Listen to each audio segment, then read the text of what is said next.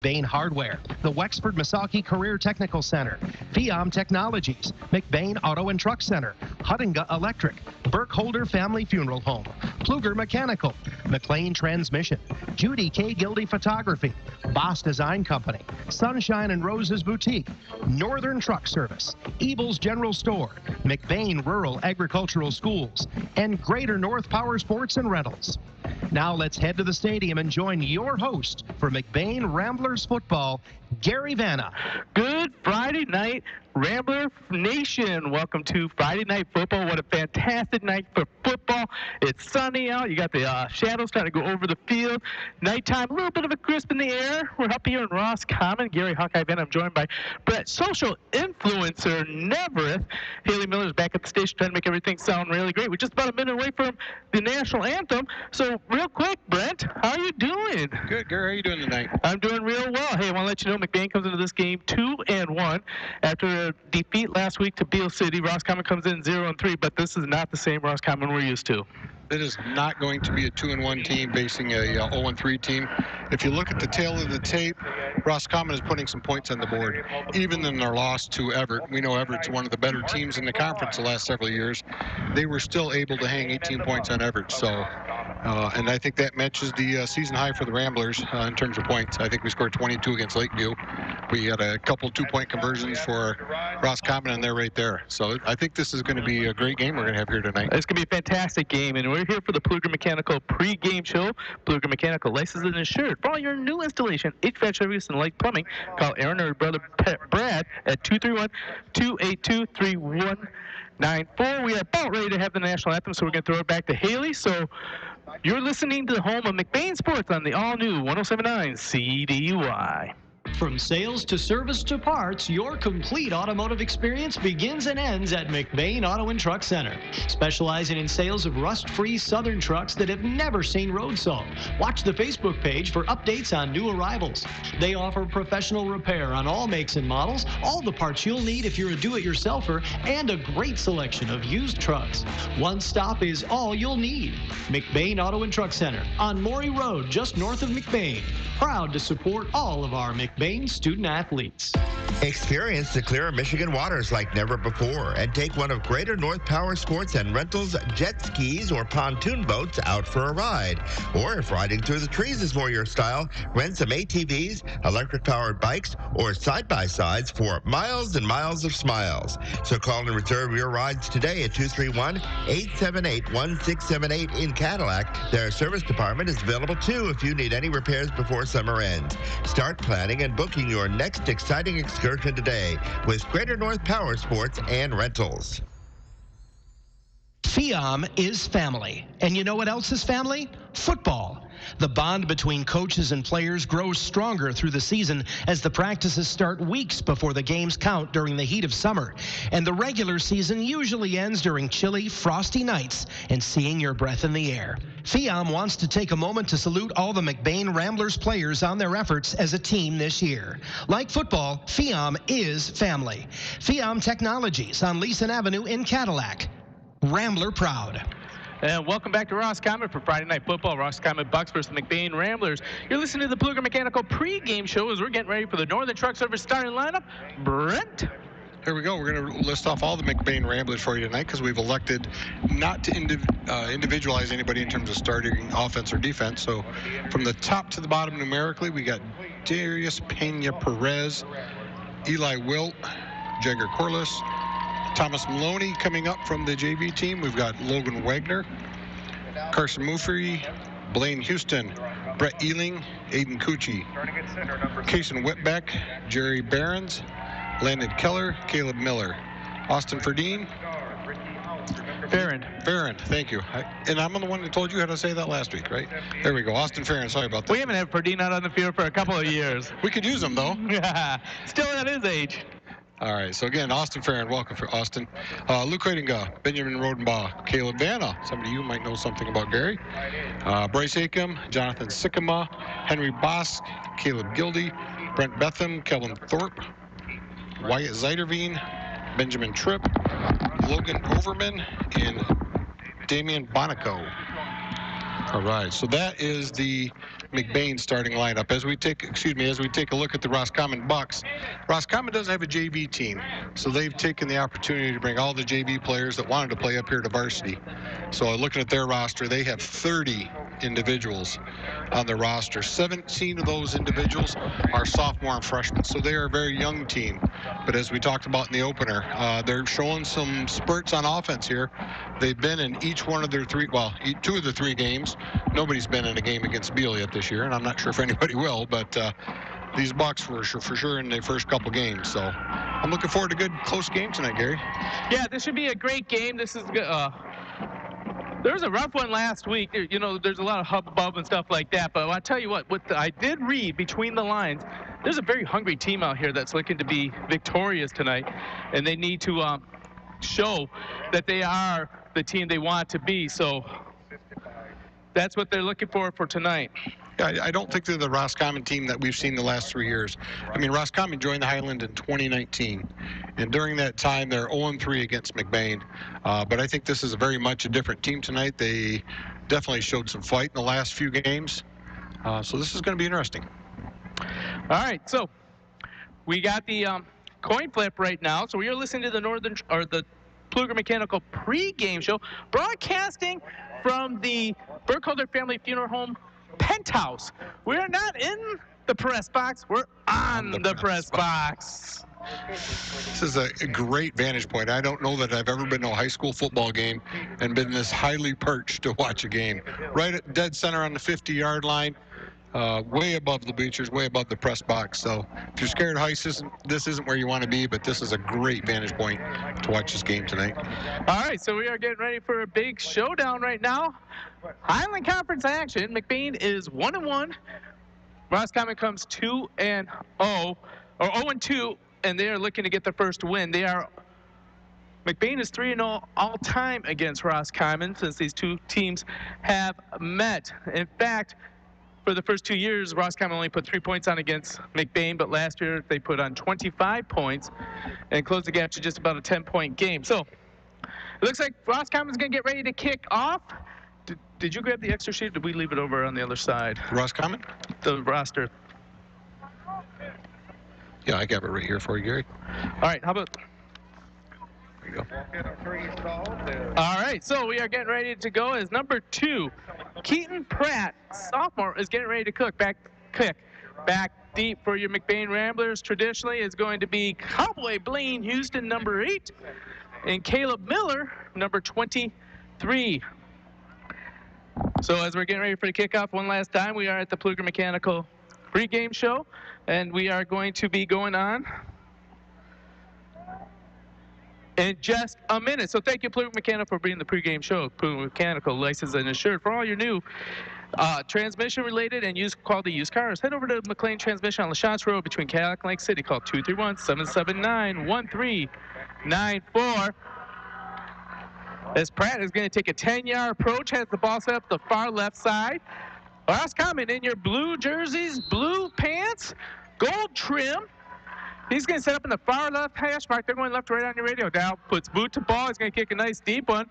It looks like that one's going to be taken by Cowboy Blaine Houston at the 10-yard line. A lot of room up there as he gets it all the way up to the 23-yard line. McBain will be taking over there. First down and 10 from the 23. Yeah, the tackle's by Toby Bigford, one of those sophomores, one of the 17 sophomores or freshmen that I mentioned earlier. So, well, the thing is that Roscommon doesn't have a JV.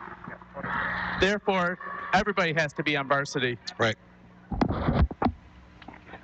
So McBain's sitting to take the field on offense. They're working right to left on the radio dial. I think that reference is kind of lost on the younger generation these days. I don't know if they know what a radio dial look like. Everything's push button, but there we go. All right, so McBain breaks the huddle. Spread formation, trips on the near side. On the far side, Murphy's all by himself. Nobody in the backfield. Shotgun formation for Rodenbaugh. Rodenbaugh takes the snap. It's going to be a keeper. He's going to follow the trips as a block. Breaks one tackle. He goes through a second tackle. Finally being tackled from behind by number 52, but not until he gets himself a 9-yard gain. Yeah, McBain went to trips on this side. Murphy, which is kind of unique to see him spread out wide as opposed to the tight end position, but it kind of drew the Bucks out of their traditional 5-2 defense. forced him to cover 4 wide receivers, and McBain just pulled the guard and followed it up through the hole. All right, we're without the scoreboard, so I'm going to need you to tally tackles for McBain when we get to that point on your sheet right there. For McBain? Yeah, okay. Only. All right, once again, empty backfield. There's a single wingback, Caleb Miller, on the far sideline. Trips on the near side, wide side of the field. Murphy split out with the beautiful pink armband. It's a pink out night here. Run the ball back to pass. Now he's going to be flushed out of the pocket. He's going to run, keeps it alive.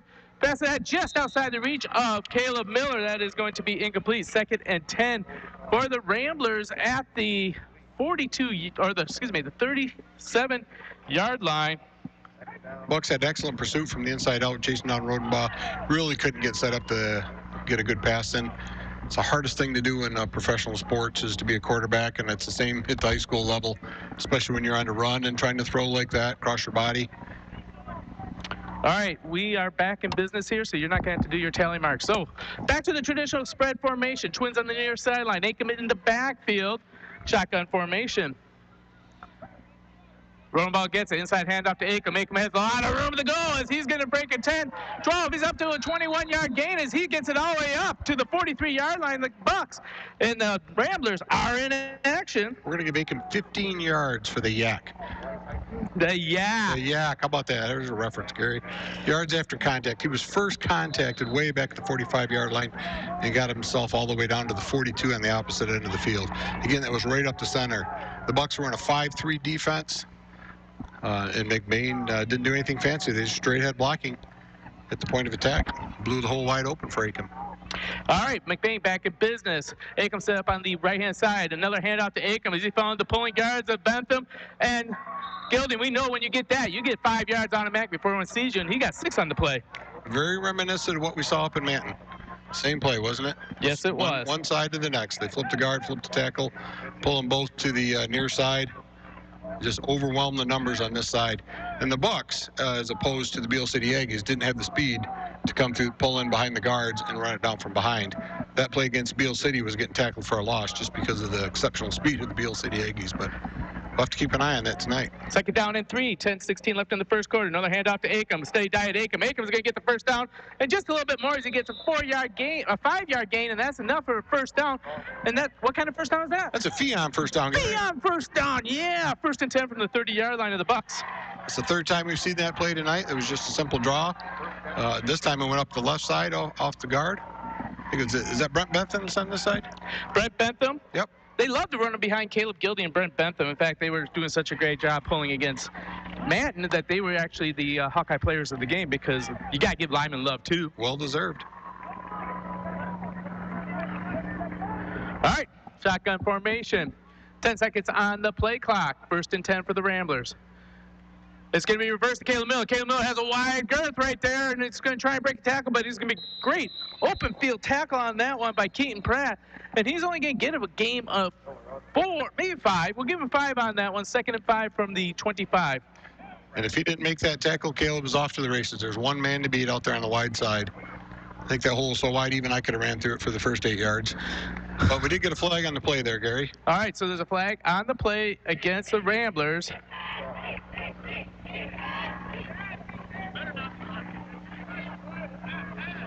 There's going to be a holding penalty spot foul, so that's going to make it repeated first down, 1st and 10 for the Ramblers.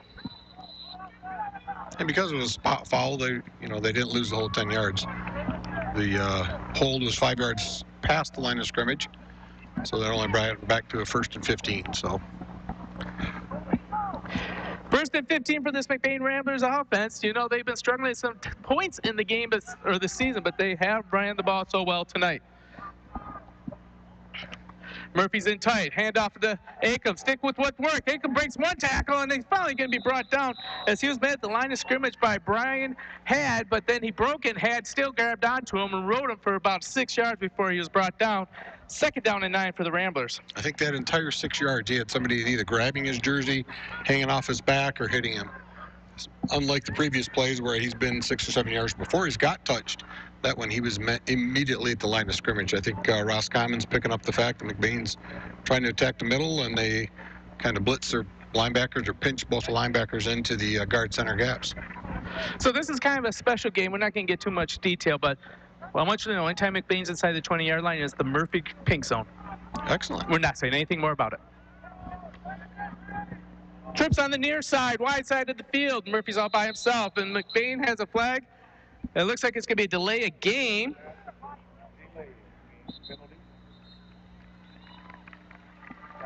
Well, we got a little bit of a huddle coming here, so the officials are going to try and figure out something. The clock may start it early, or I don't know, but the officials are now talking it over, and you gotta love it when officials get together and try and make sure they get the call right. What Jay always say about officiating? Hardest thing to do? The two hardest jobs in the world are mothering and officiating, and he wants no part of either one of them. And there you go. Great. The officials got it right and waved off the flag, so it will be 2nd down and 9. No harm, no foul. And I think the reason they did that is because the back judge didn't have his arm in the motion, holding it up for 10 seconds and then starting the wave at 5 seconds. I didn't see him move until the flag came out. So I think the little timer on his watch must have went off, and he must have not realized he had the second countdown. Unlike most high schools, they actually have the play clocks on the end of each end zone. So he may have been watching the end zone there and forgot. He's watching, he's not doing the mechanics because he doesn't have to keep the time himself. Gotcha. All right, trips on the near side, single on the far, nobody on the far side, Caleb in the wing on the far side. Here's the snap. It's going to be a counter to Miller. Miller's got a lot of room, breaks one tackle, he's got the first down, looking for more. Inside the 10, inside the 5, and it's going to be a touchdown. Caleb Miller. Ramblers go up 6-0 at 7:44 left in the first quarter. That was the same play they just ran to the opposite side with Caleb, except for this time all the receivers downfield stayed on their blocks. Darius Pena-Perez actually made that play with the downfield block. He was 15 yards down the line of scrimmage, still blocking at the 3-yard line, allowing Caleb to sneak into the end zone there. Early nominee for the Judy K. Gilday Photography Picture Perfect Play of the game on that block from from Darius and Brett.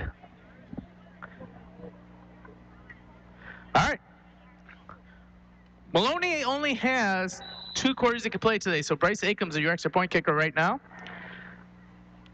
Snap's good. Hold by Blaine Houston's good. The kick is no good. He pushes it just a bit to the right.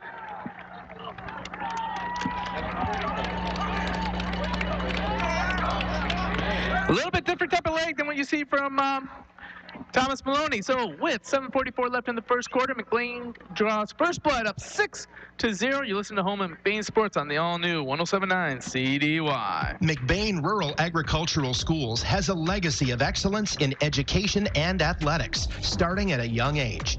The new Little Wheels preschool program gets the youngest Ramblers ready for elementary school. The state-of-the-art Ellen Voss Performing Arts Center is a community cornerstone to nurture young creativity and talent. Technology is king in McBain, where every student gets their own school-issued MacBook. From preschool to high school, give your student the McBain advantage. Learn more at mcbain.org. And we're back. According to Jared Huttinga Electric scoreboard, Ramblers are up 6-0, 7:44 left in the first quarter. Bryce Acom get ready to kick for the Ramblers back deep. Will be number 10, Mason Beaver. Acom gets a whistle, makes his approach, puts boot to ball. Nice little kick. He's going to get it about the 15-yard line. It's going to skip. Beaver picks it up at the 10. He's going to be running across the field. We do have a flag on the plays. He's finally taken down by Zeiderbean at the 25-yard line. We'll see what the penalty is, though. You know, those type of penalties on the kickoff, they're 9 times out of 10. Block in the back. So we'll see what happens over there. It was definitely on the play side, right by the running back.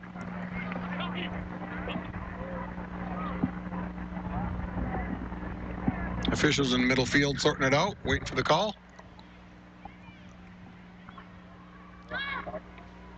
Block in the back against the Bucks. That'll be a 10-yard penalty. It's still going to be first down and 10, but they're going to set it up at about the 15-yard line.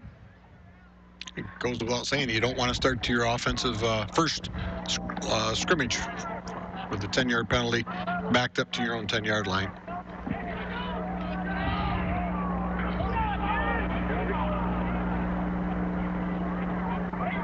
All right, they're getting them set left to right. The officials are getting out of the way and letting them resume play now. Power I formation.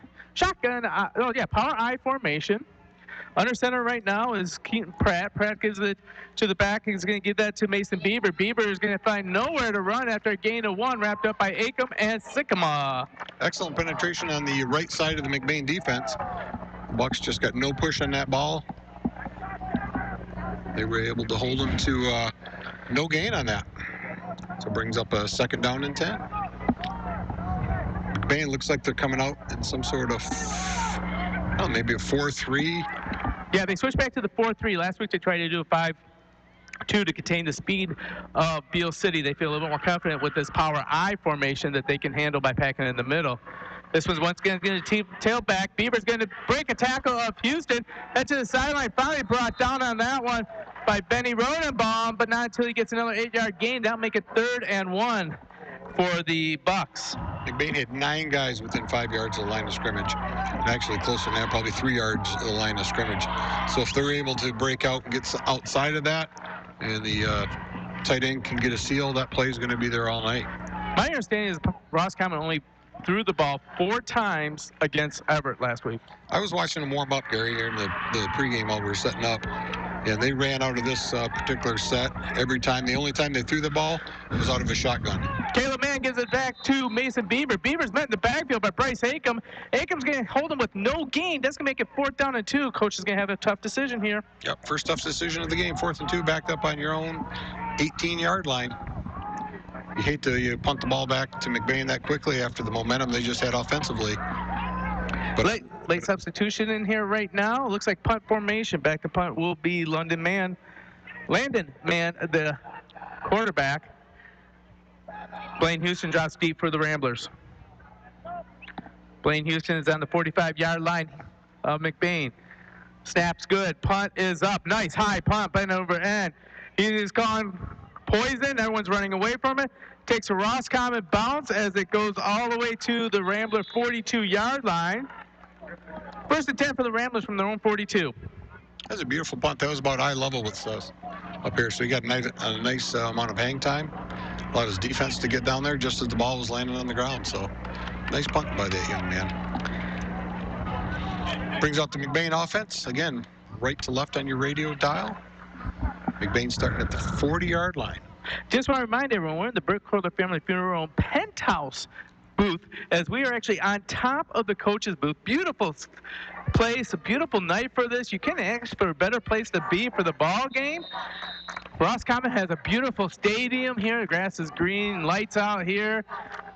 And here comes the Ramblers. Twins on the near side, wing on the other. They're going to give a sweep there to Shorty. Shorty goes underneath one tackler and has to dive forward for a gain of about 1. See, already Roscommon coaches are starting to make the adjustments, getting 2 guys out in those gaps. McBain wasn't able to pick them both up. It left somebody unblocked. Easy tackle for the Bucks in at the line of scrimmage. 5:38 left in the first quarter, according to the Jerry Hunnigan scoreboard. Ramblers are up 6-0. Ramblers break the huddle. Twins on the near side. You got the tight end in tight. You got the wing back, Caleb Miller. Shotgun handoff in the inside to Acom. Acom is going to be dragged. The runner or a tackler ahead, 42, Brian had, but he's only going to get a gain of 1. So now it's going to make it 3rd and 8. Yeah, that was the same draw play that they've been running that first series. Worked so well. Again, the Bucks are getting wise to it. The weak side linebacker pulled in behind the guard as the guard was pulling, as Bentham was pulling out to go to the other side, and they simply ran him down from the backside this time. Play's been sent into Rodenbaugh. Rodenbaugh is going to give it to the troops. Wouldn't be surprised to see a Murphy drag route from the tight end on this one. It's been Rodenbaugh's favorite go-to in a tight situation with everybody in the box. He drops back the pass. He's looking for Maloney. He can't find him. He's going to get to Bentham. Bentham's going to catch it at the 49-yard line, but he's going to be shot of a first down by 2 yards. That time, Roscommon had 11 guys within 5 yards of the line of scrimmage. You'd like to sit something like that, use the athleticism of Pena Perez, come on a slant route across the field, would have been wide open. I don't know if McBain's got that in their arsenal. I haven't seen that route this year, but that would be a perfect play against something like that when they're all up in the box looking for that run. Roscommon on the 50-yard line. McBain is going to go for it. The ball's at the 49. It needs to get to the 49 of the Bucks. Roscommon has 4 on the line. 4 linebackers 3 yards behind him, and all the cornerbacks are in tight. And there's a jump right there, and they're giving McBain a free first down. Like the aggressiveness, but you got to be smart and you got to watch the ball, especially on a 4th and 2. You know, McBain's just going to try to give you the hard count to draw you offside and do exactly what they just did. Again, I talked about all the sophomores out on the field. That was one of the young sophomores that jumped offside. Well, they were all getting ready to stop McBain. They thought it was going to be run on the inside, blitz the pass, and what happened? Benny run the ball, hard counted, draw him off, and got the cheap first down. And what kind of first down is the cheap first down? Another Fion first down. That's another Fion first down. Twins on the short side of the field. 2 backers right there. They're going to get the middle. The middle puts the ball on the ground. It's going to be fumbled and recovered by the Bucks, as that is going to be into the hands of Sawyer Griffiths, the junior. Just wasn't clean to hand off. Caleb never had the ball in his hands. He was bobbling from the moment he got it, so you don't know if that was a issue with the running back have his hands in the wrong position. Quarterback set the ball up too high, too low. It's hard to tell it happened so fast, but the end result puts the Bucks back in business at their 44-yard line. Power I formation. They got a single split on the far sideline. Ball's on the ground now, maybe given back to McBain as they're all wrestling for it. We'll see who's going to come up with it. I'm afraid that it's going to stay in the hands of Landon Mann, the quarterback, but that's going to be a loss of 2 as he had to pay the price with Johnny Sycamore coming in there. Yeah, that's not a pile you want to be on the bottom of, Gary. No, it is not. Not at all.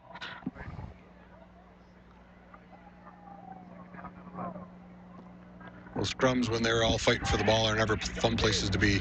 Lots of fingers getting bent in the wrong directions. Single wide receiver on the near side, wide side of the field, trying to stretch out McBain's defense. Power I in the inside to Beaver. Beaver runs to the back of his own man, and then he's finally going to get up, tackled on that one by Shorty as well as Brett Bentham. A flag comes in late. We'll see what that's all about. Right in that line of scrimmage, you have to suspect it's going to be a holding penalty, but let's wait and see what happens. Could be a face mask.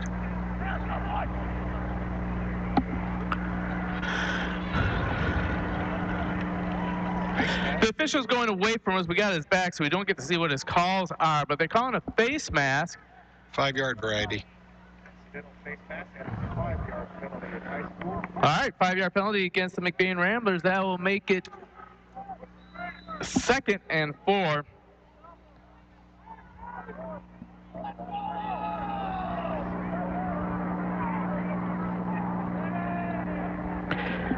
Power I formation, pitch out to the wide side for Beaver. Beaver's going to try and get the corner, turned in by Houston. And finally, Houston gets from behind and car rides him all the way down for a first down after a gain of 7. The Bucks, first down and 10 from McBain 42.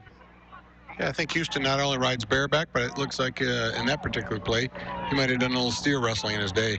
Had his hands up around the shoulder, feet up in the air, just like they did at steer at Cow Camp Rodeos. First down and 10 for the Bucks. 3:04 left in the first quarter. Ramblers are up 6-0. Ball's on the Rambler 42-yard line. McBain moves Sycamore in tight on the line. Flag on the play. They're going to get a false start against the Bucks, making it 1st and 15. I think the wide receiver is out there in one-on-one coverage, and he was going to run that slant route that we just talked about. I'd like to see McBain put it in their arsenal, but I think he was a little excited because he knew the ball was coming his way. He just got a step ahead to the center on that one. 2:45 from the Jared Huttinga Electric scoreboard left in the first quarter. The clock's winding. Roscommon on the near sideline on the hash. A lot of room on the far side. They split out. All the way over there is Keaton Pratt. We got movement on both sides. If it's going to be NFL, did he force the guy to move, or did Sycamore get the penalty? And it looks like they might be pointing to Sycamore, but Shorty's pointing to the other direction. And what we got? And it's a encroachment against the Ramblers. So we give them the 5-yard penalty right back. No harm, no foul. Here we at 1st and 10.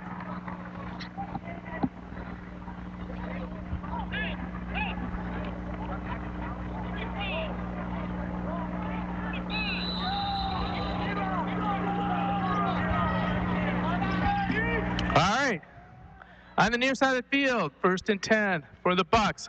Drop back for the pass. Quick slant on the inside line. It's going to be a complete pass right there to Pratt. Pratt is going to try and get to the corner.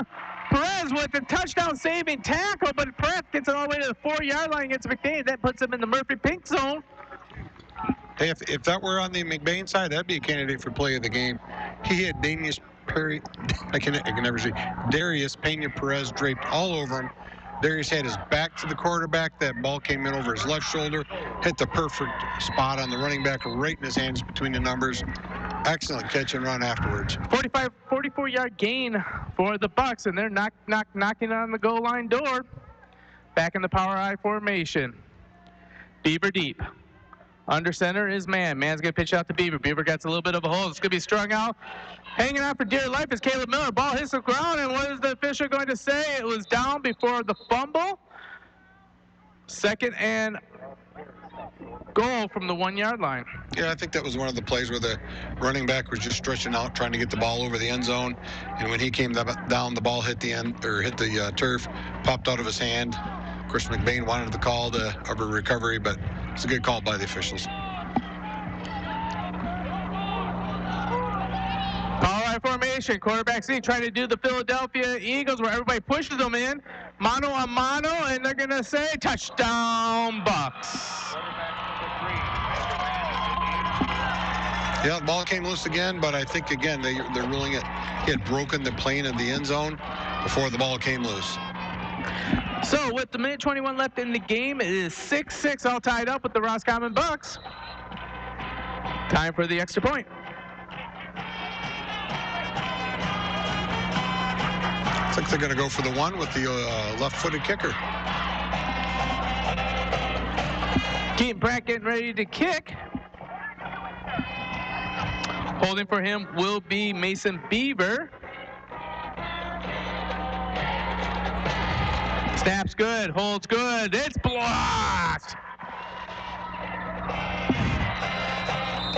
McBain thinking college rules where you can run that back for a 2-pointer, but there is no 2-pointer when you block it. It's a dead ball. So, according to the Jared Huttinga scoreboard, a minute 21 left in the first quarter. We're all not up 6-6. You're listening to Home of McBain Sports on the all-new 107.9 CDY. In the small town of McBain lies a locally owned family pharmacy that takes pride in helping improve the health of every patient that comes through the door. At McBain Family Pharmacy, you're more than just a prescription. Here, you're family, and their experienced team of professionals are always available to answer any questions you may have regarding prescription and over-the-counter medications. McBain Family Pharmacy is your full-service family pharmacy for both traditional and compound medications. Call them today at 231-825-8175. That's 231-825-8175.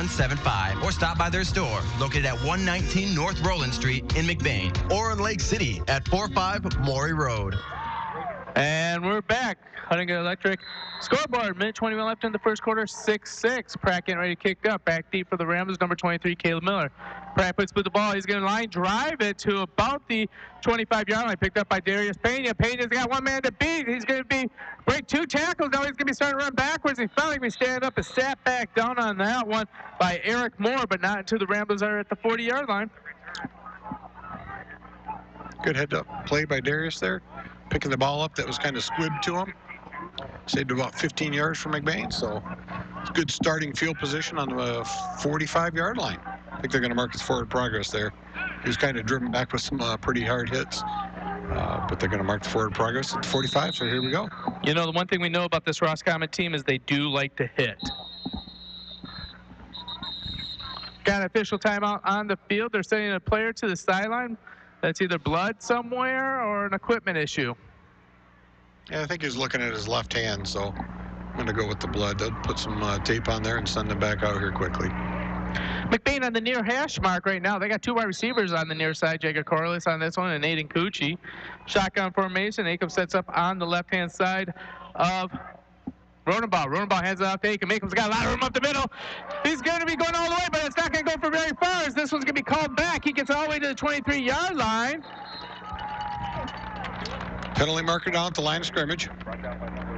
Holding against the Ramblers.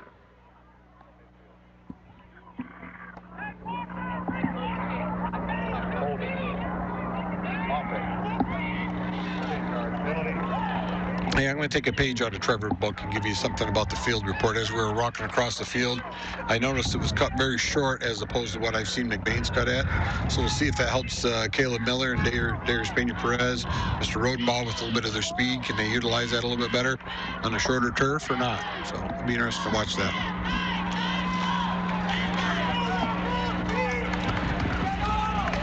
All right, 1st and 15 from the 40-yard line. Again, that hold was 5 yards down the line of scrimmage. So it sets them up at 1st and 15.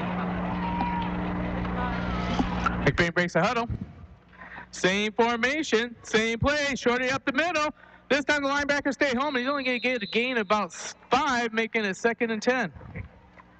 That's a good pickup on 1st down. You like to see those 5-6 yard chunks, but at the same time, you know, when you're at 1st and 15, looks like they've got another equipment issue here with Mr. Acom. They're sending him off to the sidelines, maybe wearing a necklace or something, fidgeting underneath the helmet and shoulder pads. No injury, just a official sending him to the sidelines.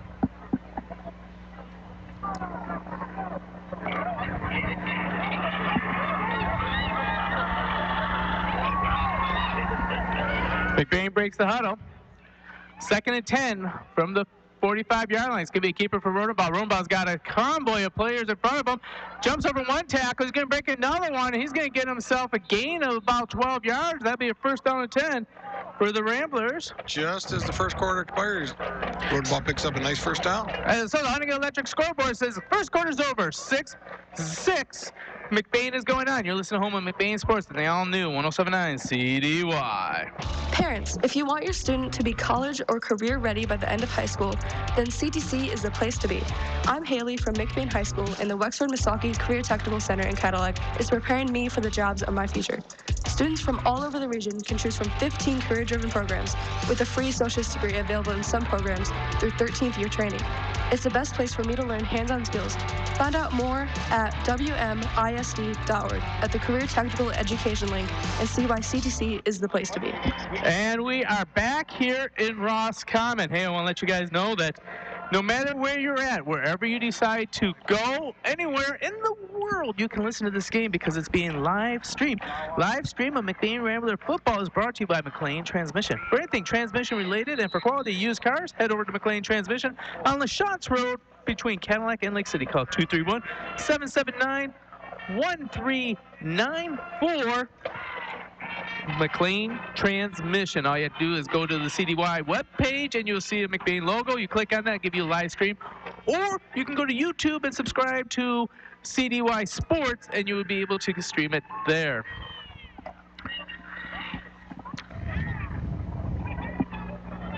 First down and 10 for the Ramblers. They are in Bucks territory at the 48-yard line. They need to check the spot on that because I think It should be at the 43. I think it should be the 43. I think the side judge and the chain gang had it right. The head official marked it at 48, so now they're out there doing what they should be doing, having a nice discussion on it. But you got to give credit to the hometown scoreboard operator because that says 48. He might have influenced the way ahead a little bit on that one because everybody else in the stadium had him down to 43, including the Roscommon Bucks out on the field. That's some good hometown fun.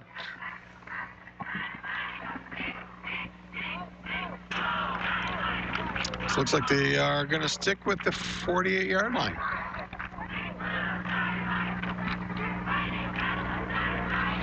Pat Maloney calling the head referee over the sideline so they can have a discussion about this.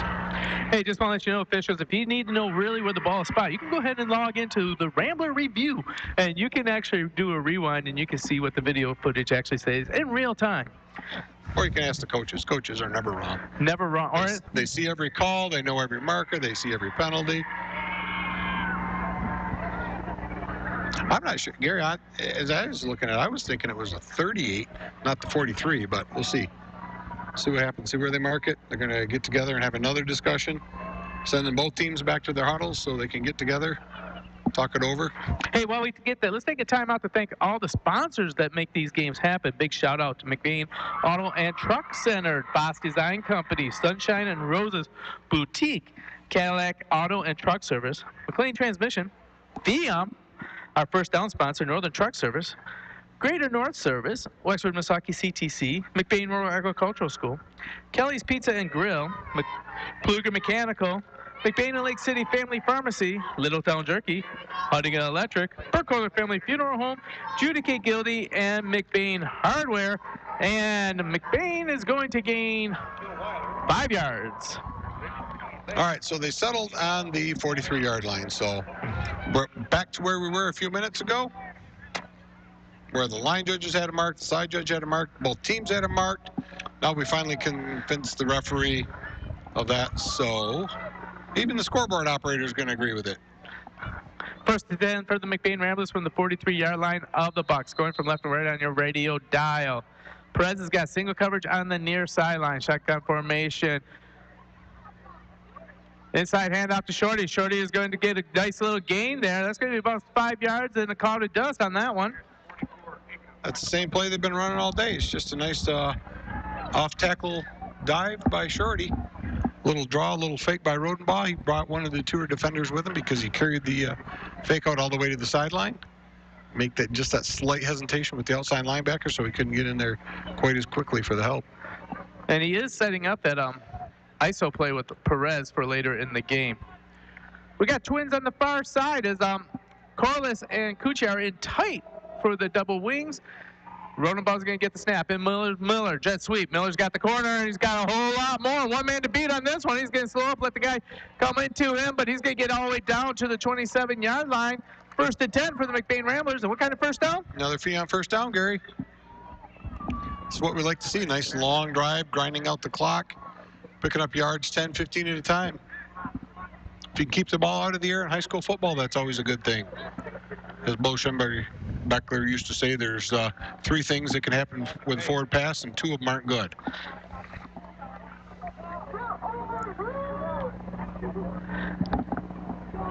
$11:05 left in the second quarter. Tied 6-6. McBain starting to drive again.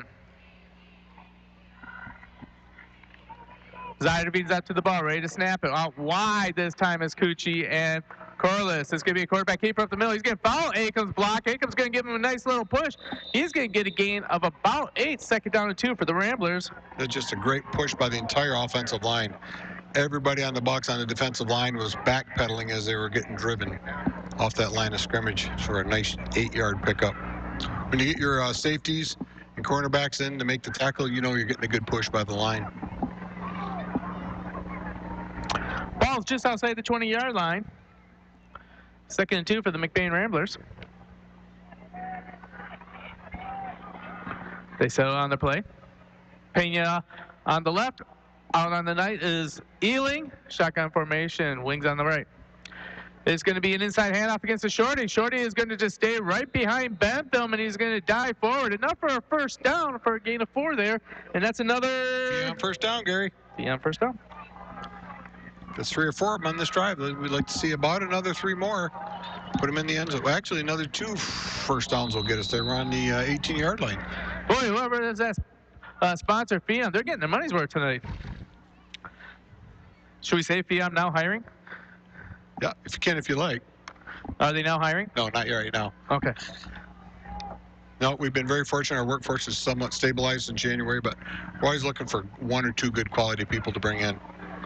All right, twins on the near side. McBain is going to be faking the counter because there's a flag on the play. I'm assuming we have a delay a game again. False start. A false start against McBain. That will make it 2nd and 15 from the 21-yard line.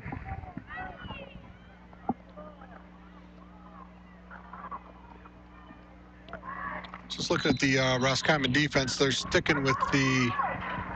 They might have adopted a little bit of a 4-4 as well now. Got on to that 5-3 there. I think they're in a 4-4 with both the cornerbacks up within 6 yards of the line of scrimmage.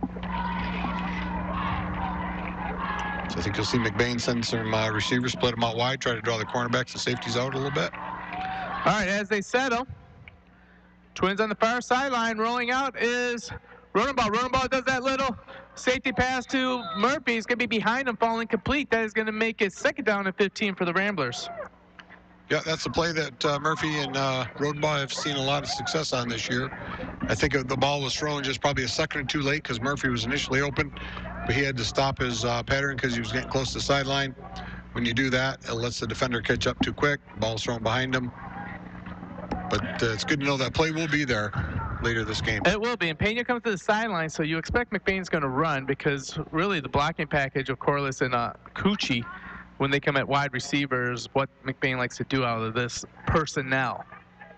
You still like to split the guys out. Just 7 seconds left. There's going to be a timeout to save the delay of game. So it's a McBain timeout to save the game. Before we go any further, we're going to just keep it here.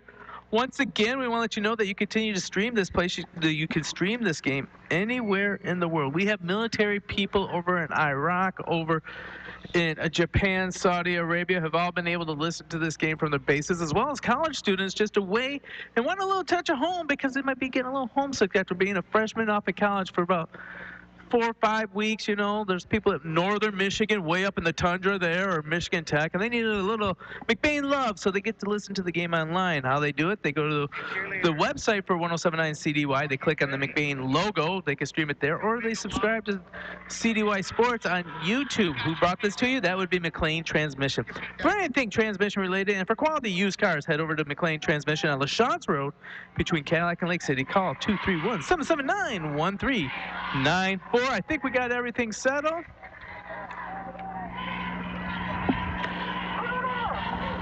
The up judge is telling them to raise the roof. There we go. The clock reset. 25 seconds. There's the whistle. And motions Corliss. It's going to be countered to Shorty. Shorty's going to be met in the backfield. He fooled nobody on that one, as there was a great read on that one by Keaton Pratt as he met Acom in the backfield. He just shot up behind the guard, put 2 guys there for Bentham to try to block, and there's no man that's going to block 2 defenders on that play. We're going to make that a 2-yard loss for Bryce Acom. That makes it 3rd and 17 for the Ramblers. Gary, before we get into the next play, I think everybody needs to give you a big thank you for getting the Rambler review going, getting the 1079 going, getting the YouTube stuff going. For everybody out there who can see and hear these games, Gary Vanna is the man behind all of it. With that being said, rolling out to the left is Rodenbaugh. Rodenbaugh's flushed out. He's going to be sacked on that one, as he's going to be wrapped up and taken down by Eric Moore. It's now going to make it 4th down and a country mile for the McBain Ramblers. There's about 3 lookout blocks on that one, so poor Rodenbaugh had nowhere to go with the ball on that. He just had to eat it and take the losses and not throw it up because he had nowhere to set up in the pocket, nowhere to put his feet down. Receivers were well covered. The defenders were back in the pocket as he was. So Maloney's making an interesting call. He only has Thomas Maloney, his best kicker, for half of this game. Could bring him in for this play to try an attempt. Yesterday he went for a 53-yard attempt. This one would only be 47, but decide not to. And McBain's going for it on 4.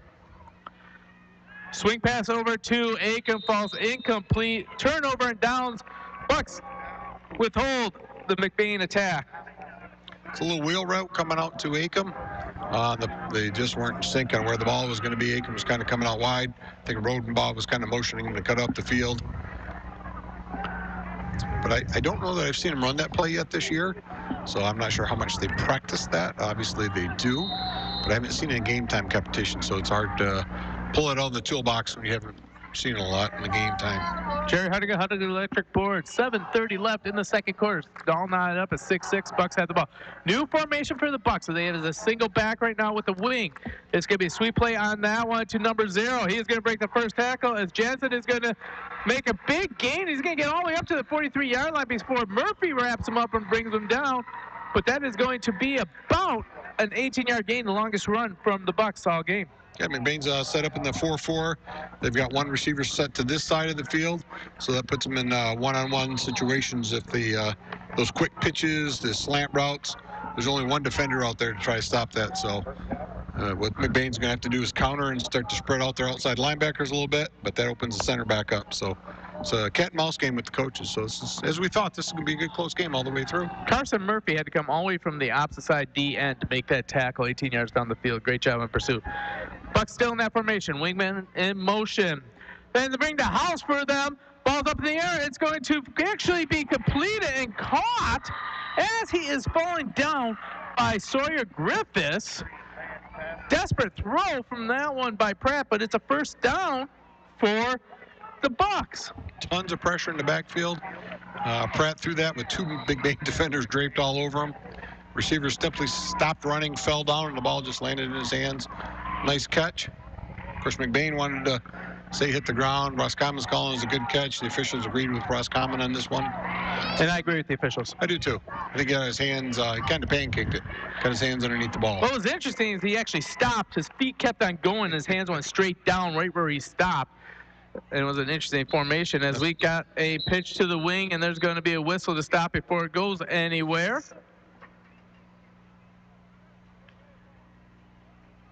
Timeout by the Ramblers.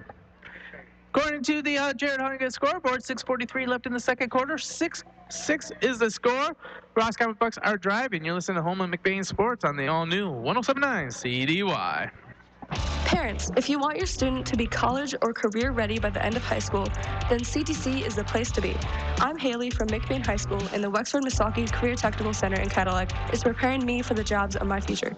Students from all over the region can choose from 15 career-driven programs with a free associate's degree available in some programs through 13th year training. It's the best place for me to learn hands-on skills. Find out more at WMISD.org at the Career Technical Education link and see why CTC is the place to be.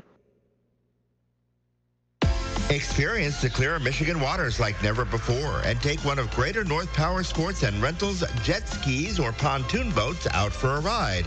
Or if riding through the trees is more your style, rent some ATVs, electric-powered bikes, or side-by-sides for miles and miles of smiles. So call and reserve your rides today at 231-878-1678 in Cadillac. Their service department is available too if you need any repairs before summer ends. Start planning and booking your next exciting excursion today with Greater North Power Sports and Rentals. And we're back here in Roscommon. Gary Hawkeye Vanna joined by Brent Nevers, back at station Haley Miller. We are on a picture-perfect high school football night. The field looks great here in Roscommon. Both teams are looking crisp. Right now we're 6-6 with 6:37 left. Roscommon just had a false start penalty, so it's going to be 1st and 15 from the Roscommon 49-yard line. They break the huddle right now. Power I formation is going to be kicked out on this one to Beaver. Beaver's going to cut back. He's got a big cutback lane. He's going to be met right there by Rodenbaugh. Rodenbaugh stops him where he's at, but when he gets hit from the people from behind, he pushes them forward for about 2 yards. But that's going to be about a 10-yard gain.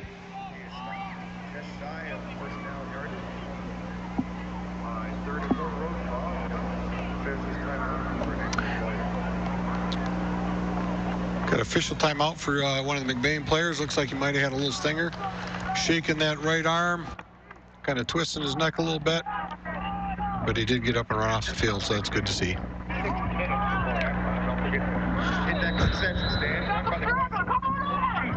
Second and 4 for the Ramblers, or for the Bucks. They're on McBain's 36-yard line. Just under 6 minutes left in the quarter. 6-6 according to the Jared Huntington Electric scoreboard. Bucks come out, middle of the field, going right to left on your radio dial. Quarterback keeper up the middle. It's going to be pushed from behind, and he's going to get the first down, just barely. Brought down on that one by Logan Overman. A little reminiscent of the Bush push right there. Quarterback was going the dive, and the running backs just put their helmet right in his back and pushed him over the line of scrimmage, but he's just an inch short, so it's bringing up 3rd down in inches.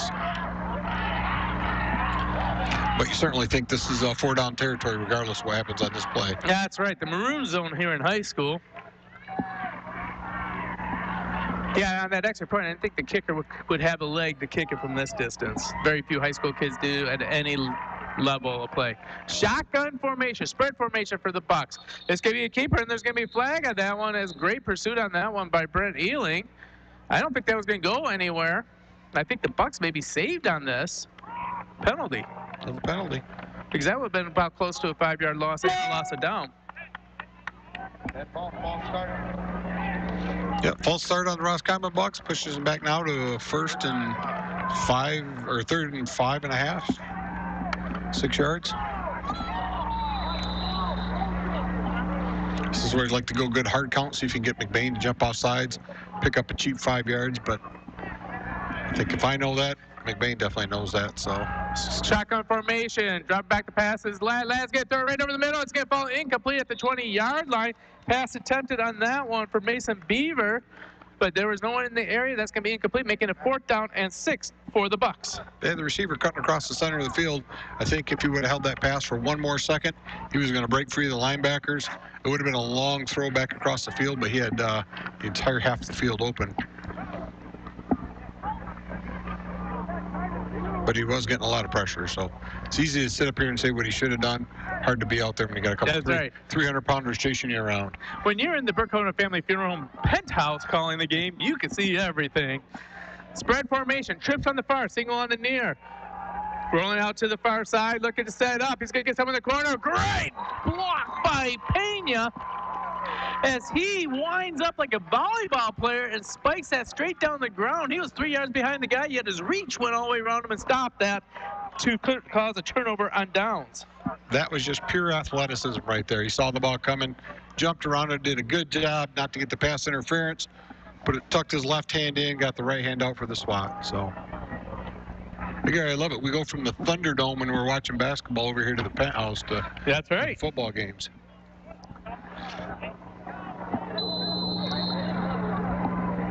McBain breaks the huddle. 4:49 left on the Jared Huntington Electric scoreboard. 6-6. McBain hoping to add to their lead or add to their score right now.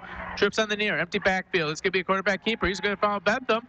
Bentham's going to push him down there. He's going to get about an 8-yard tackle. Bentham's blew his guy up about 12 yards before he rolled him over. It'll be 2nd and 2 for the Ramblers.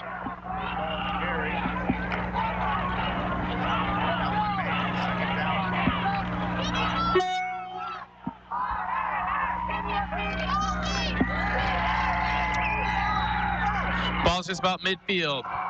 2nd and 1 for the Ramblers. Aikem's in the backfield. Twins on the far sideline. This is the running personnel. Inside handoff to Aikem. Aikem's going to get the first down, and that's just about it as he gets a first down and gets over into Roscommon side. At first down and 10 from the 48 of Roscommon. What kind of first down is that? That was a Fiam first down. I'm not sure that's where the play was intended to go. Bentham pulled to the near side. Aikem just thought he saw a lane, so he cut up in there. But at the same time Bentham pulled, the linebacker was shooting the gap and met him in the hole. So we're just lucky he only needed 1 or 2 yards for a first down. But picked it up nonetheless, and here we go. McBain's back to the line of scrimmage. We got a counterplay to Miller. Miller's got to go out of room. Great block by Pena. Again, Miller's to the sideline. One man to beat. He cuts him out, and it's going to chop his legs at about the 2-yard line. Gets it to the 1-yard line. You know, he fumbled it at the very end of it, and then the pros, if he did that and he stayed in bounds, that's actually a turnover and a touchback. But luckily, he stepped out of bounds. So 48-yard run by Caleb Miller gets it down to the 1-yard line with 3:35 left. He stepped out of bounds and fumbled out of bounds, so he's lucky he stepped out of bounds because you're exactly right. He fumbles that ball in the end zone, it's a touchback. And I think Caleb knew it. He got up smacking his helmet like, didn't need to do that. Just take the ball on 3-yard line, live to play another day. Be on first down, or first and goal from the 1-yard line. Spread formation. It's going to be good to Ronenball. Ronenball's going to follow his blockers over the goal line. Touchdown, Ramblers. Just nice straight ahead. Power formation. Puts McBain up 12-6 with 3:31 to go. Looks like McBain's going to chase points right now. They're going to go for the 2-point conversion and try and make it an 8-point lead against this Roscommon Bucks. Yeah, you got to think that they're hoping that Mr. Maloney can come out in the second half and be able to kick a few extra points. So why not go for 2? Murphy split out far left side. Trips on the inner side. Empty backfield. Rodenball's going to get the snap. He's going to just follow Bentham. Bentham's going to show him the way. Then he's going to run into his own man until he gets into the end zone. Touchdown or 2-point conversion is good for the Ramblers. So, go ahead. I was just saying, we're getting exactly what we thought we saw out of this game. 2 tough-nosed teams going at it. Low-scoring affair. I got a number that I wrote down here at the start of the game on what I thought the score was going to be, so we'll revisit that in the fourth quarter to see how close we got. Sounds really good. So, according to the Jerry Hunniga scoreboard, Ramblers up 14-6, 3:31 left in the second quarter. I want to give big shout-outs to the loyal Rambler fans. I know that we got Mr. McBain, Lars Ferdine, and his whole family listening to us back there. I want to give a shout out to the Hamlets who are going to be listening. And Juicy J is going to be on the back porch just enjoying the night, listening to the voices of the sweet sound of Brent and Everett. She's probably enjoying the evening alone with the dogs.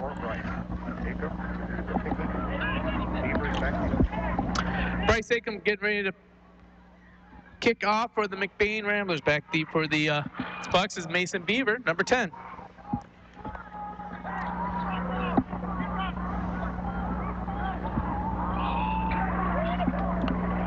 Bryce Acom set to kick off, kind of breaking that McBain tradition of the 300-pound lineman.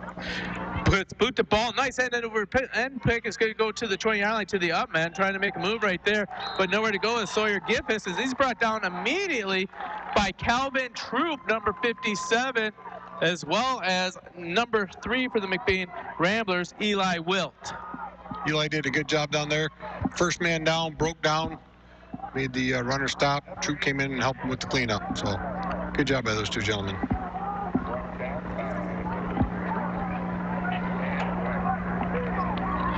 They're giving the tackle on that side to Logan Wagner. Well, we had a better point of view from over here, so we'll stick with our call. And I know the spotters never get it wrong, but inside handoff for the Bucks is they're going to boil. Beaver's going to go forward. He's going to get it all the way up to the 36-yard line. That'll make it 2nd down 4 for the Bucks, tackled by Carson Murphy. Yeah, I think we talked about Yak earlier. There's another good example by Mr. Beaver. He picked up 6 yards after the initial contact, and he actually had contact from 2 more Ramblers before they were able to finally bring him down after a nice 6-yard pickup. Just under 3 minutes left in the second quarter. McBain's up 14-6. Bucks have the ball right now on their own 35-yard line. 2nd and 4 for the Bucks. Single man split out, power I formation. Drop back to pass on this one. He's looking across the middle. He's got one man. He's going to overthrow him. That falls incomplete, and will make it now 3rd down and 4 for the Bucks. Yeah, I think the receiver and the official might have got tied up on the crossing route plate there. He might have been trying to use him as a little bit of a pick, but I think he might have got a little bit too close and actually had some contact there, which stopped the route. Ball sailed a little harmlessly over his head out in the no man's land.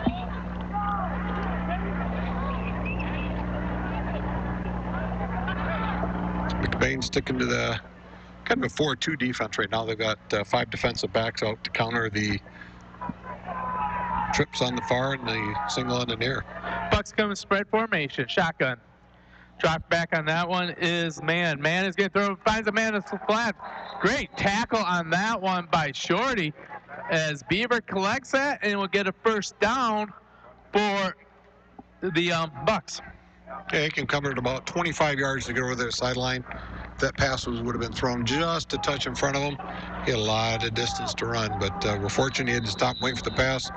Allowed Bryce to get over there and make that tackle. This is a nice open field tackle, too.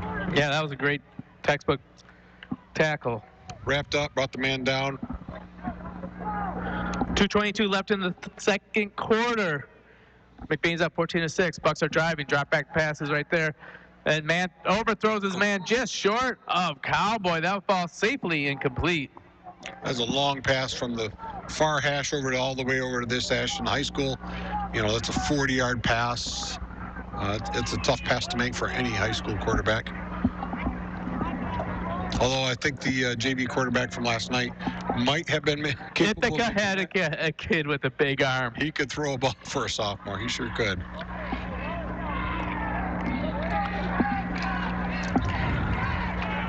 Roscommon breaks the huddle.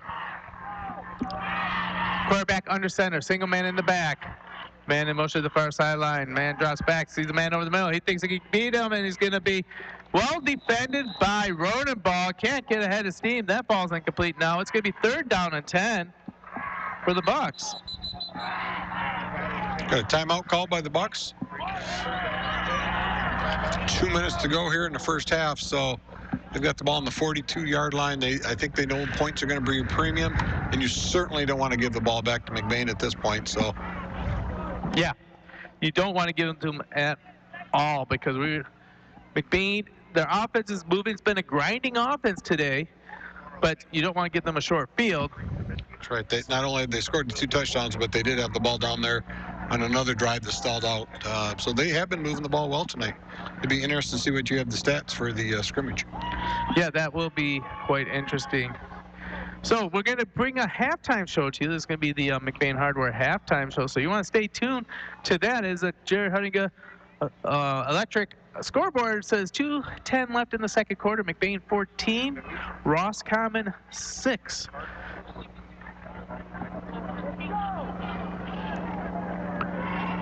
Spread formation, trips on the Y side, near side of the field. Man looked like he flaked on that one by Pratt next to him. Man gets it. He's going to be looking deep on the outside, going against Pena. Pena is too much for that one. It is unable to be collected by Pratt, and it makes it 3rd down and 10, 3rd straight incomplete pass. Yeah, the ball's thrown just a little bit outside. Excellent coverage by Darius Pena-Perez. I'm not sure that ball, even if it was on target, could have got in there. Darius was just all over his backside waiting for that ball to come down, looking to use that 6'4" frame to swat that ball out of the air again. Yeah, if you're going to try and throw it against Perez, you got to realize you got a very small window. Yeah, you're not going to throw it over the stretched arms. In the first half, they made a nice play, or first quarter, they made a nice play deep. They did, but yeah, on that particular play, he had the back to the ball as it was coming in, so I give more credit to Punt is blocked on that one by Zeiderbean. It is loose. McBain's going to pick it up at the 30-yard line. Minute 57 left. McBain is now in business deep in Roscommon's territory.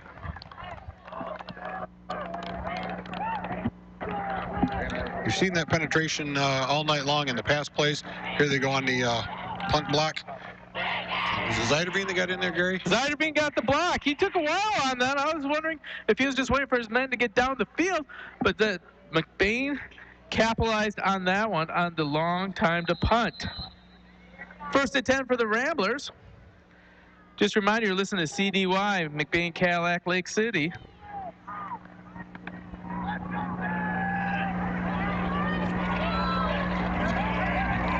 He goes, sets McBain up 1st and 10 on the 30-yard line. Ben in the shotgun in formation. Sprinting out to the right. Rodenbach takes it down. There's a flag on the play. He's going to be thrown down. The ball's loose. Ground calls the fumble, so that will not be a turnover. But we'll see what the flag is on that one. It's in that vicinity of offensive holding once again. It is.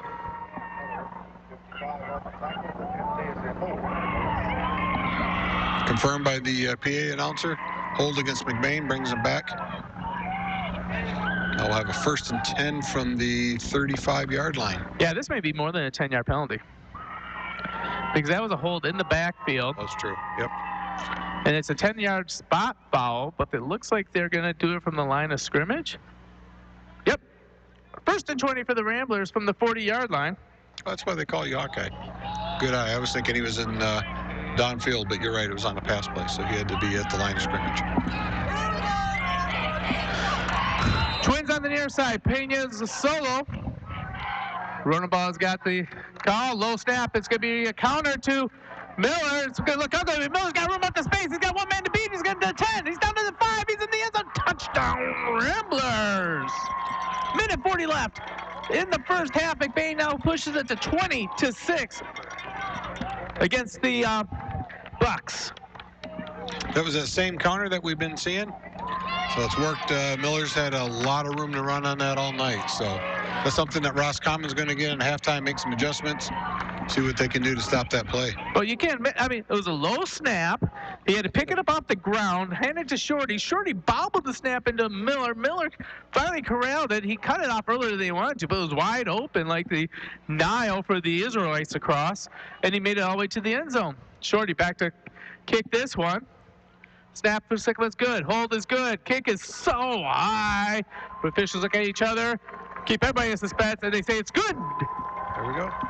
Minute 40 left in the first half, according to the Huntington Electric scoreboard. McBain up now 21-6. You listen to home of McBain Sports on the all-new 107.9 CDY. From sales to service to parts, your complete automotive experience begins and ends at McBain Auto and Truck Center. Specializing in sales of rust-free Southern trucks that have never seen road salt. Watch the Facebook page for updates on new arrivals. They offer professional repair on all makes and models, all the parts you'll need if you're a do-it-yourselfer, and a great selection of used trucks. One stop is all you'll need. McBain Auto and Truck Center on Morey Road, just north of McBain. Proud to support all of our McBain student athletes. And we're back here in Roscommon in a picture-perfect high school football game. Fall is in the air and football is in season. McBain Ramblers pushed the lead to 21-6 after a block punt and a big run by Caleb Miller, another 48-plus yard run. I assume Caleb Miller, will find out, halftime's over 100 yards already in this game. Mason Beaver's back for the Bucks, still kicking for McBain, number 44, Bryce Acom. Bryce Acom's get the whistle.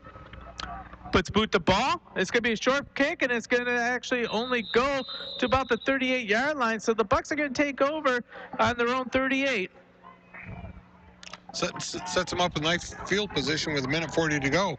I mean, we're just here at a minute 57, them getting ready to punt back to McBain. Talked about they don't want to give the ball back to McBain. We get the big block punt. McBain scores quickly, and what was that, a 17-second drive for next touchdown. Now here we go with Roscommon again, back in the same field position. Wanting to pick up a quick score, pick up a little momentum before going into halftime. Minute 40 left. As he said, from the Huntington Electric scoreboard, the officials are talking about something. I think they're marking off the penalty for the ball being out of bounds, so they're marking it from the spot that the ball went out.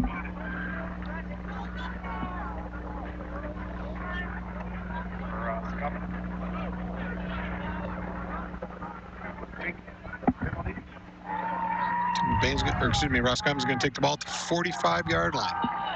Not familiar with that. I thought it went out of bounds. It went to the 35 or the point where it went out of bounds. I didn't realize there was a 5 yards additionally tacked on that. But I'm just an announcer. Spread formation. Man's going to hit the sideline. Complete pass on that one to Big Ford. Big Ford is going to dance around and finally be brought down on the McBain 41. That's going to be first down for the Bucks. Nice pass play, a little hook and stop by the wide receiver. Quarterback hit him just as he was turning back towards the ball. Not much the defender can do on that one. It was just a nicely executed play by Roscommon. Minute 30 left in the second quarter. McBain's up 21-6. Roscommon Bucks has the ball in McBain territory at the 41. Running spread right now, trying to get a quick score before halftime. Twins on the near, twins on the far, going left to right on your radio dial. Man gets it. Big blitz by Miller. Blitz is picked up. Man's now got a lot of room to run. He's going to get it up to the 25, down to the 30. He's going to get another Roscommon first down at the 29-yard line of the Ramblers. So in a matter of 40 seconds here, Roscommon has taken the ball from their own 45-yard line down to the 30, and now they've called the timeout with a minute 5 to go in the half. So minute 5 left in the before the half. We're going to keep it here. Huntington Electric scoreboard says it's 21-6 McBain, but the Bucks are driving. At this time, I want to take a moment to thank all of our sponsors that make all this happen.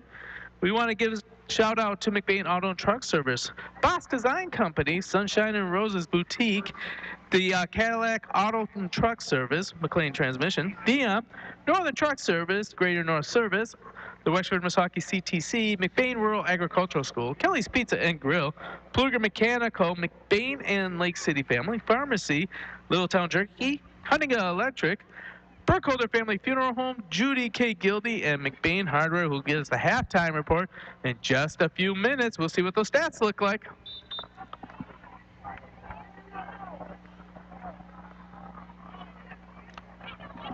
Roscommon's finding a little bit of momentum here, moving the ball through the air. They haven't had much success on the ground.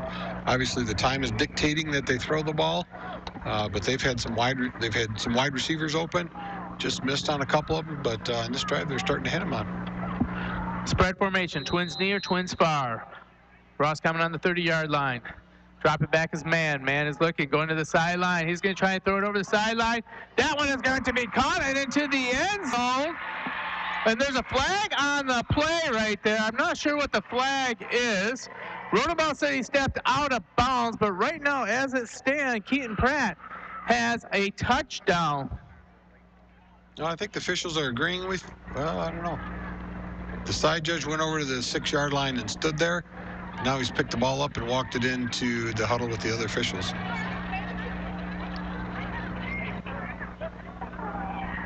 The flag was back there between a wide receiver and a defensive back that were blocking, so I'm not sure if something was said or done inside that little block. There's a hold. Well, if we have a hold and it's a spot foul, that would negate the touchdown. It would be at the 2-yard line, so then it would move it back to the 12-yard line with 57.6 seconds left. Roscommon will have to take the score off the board, but they'll still be deep in McBain territory. Then they're also debating, did he step out of bounds before he stepped in to be the first man to touch the ball? And then you have the whole definition, did he reestablish position in a bounds because the field's pushed out? Then he's allowed to reestablish position in, but if he was not pushed out, then he's not allowed to get back in and be the first man to touch the ball. A lot of going on here, so we got a big debate. What do you think is going to be the call? I think they just need to come over and ask Pat Maloney what the call should be. The coaches always know the right call. Then no matter where it is on the field, they see everything perfectly. There you go. So, as the officials continue to debate this, looks like they're about ready to break the huddle. Both teams are left in suspense. Could use a little Jeopardy music right now. This is a long discussion. 57.6 seconds left. What's at stake right now is, did Roscommon get a touchdown? If they did, then it's going to be a mute point and there's going to be something to add to the afterwards. Did he step out of bounds? If he did, that was not a complete pass. Did he catch the ball, but there was holding when he went to the end zone, then that's going to be a spot foul. And if it did, Roscommon's going to have a first down, but they won't be in the end zone. Boy, 3 options. There's a lot going on there. We've got an official talking to Coach Maloney. We've got an official over there talking to the Roscommon coaches. We've got the captains from McBain out there talking to yet another official. The white hat just made the signal behind Roscommon Hull, so we couldn't see it. So let's see if we can hear what the PA announcer has to say. They're moving way back. All right, so we're going to call that illegal touch. Receiver went out of bounds. But it's a 5-yard gain. Okay, so it makes somehow the score is at 2nd and 5, but it's an illegal touch, so it's an incomplete pass. Maloney's trying to get this thing squared up. He's just asking, why did the ball get 5 yards forward if the board still says 2nd and 10 even right there? And it was a 1st and 10. McBain just dodged a bullet as that touchdown is negated. So we know that much. Where the ball is going to be placed is going to be interesting. Somehow it's 1st and 5 on the sideline, 2nd and 10 on the scoreboard. Maloney's trying to get things figured out right here. Again, the officials doing a good job over here discussing with Coach Maloney so they can all figure out what's going on. I think if it was a 1st and 10, the worst thing that should happen is come back to a 1st and 10 again. I don't know how they end up with it, picking up 5 yards on the incomplete pass.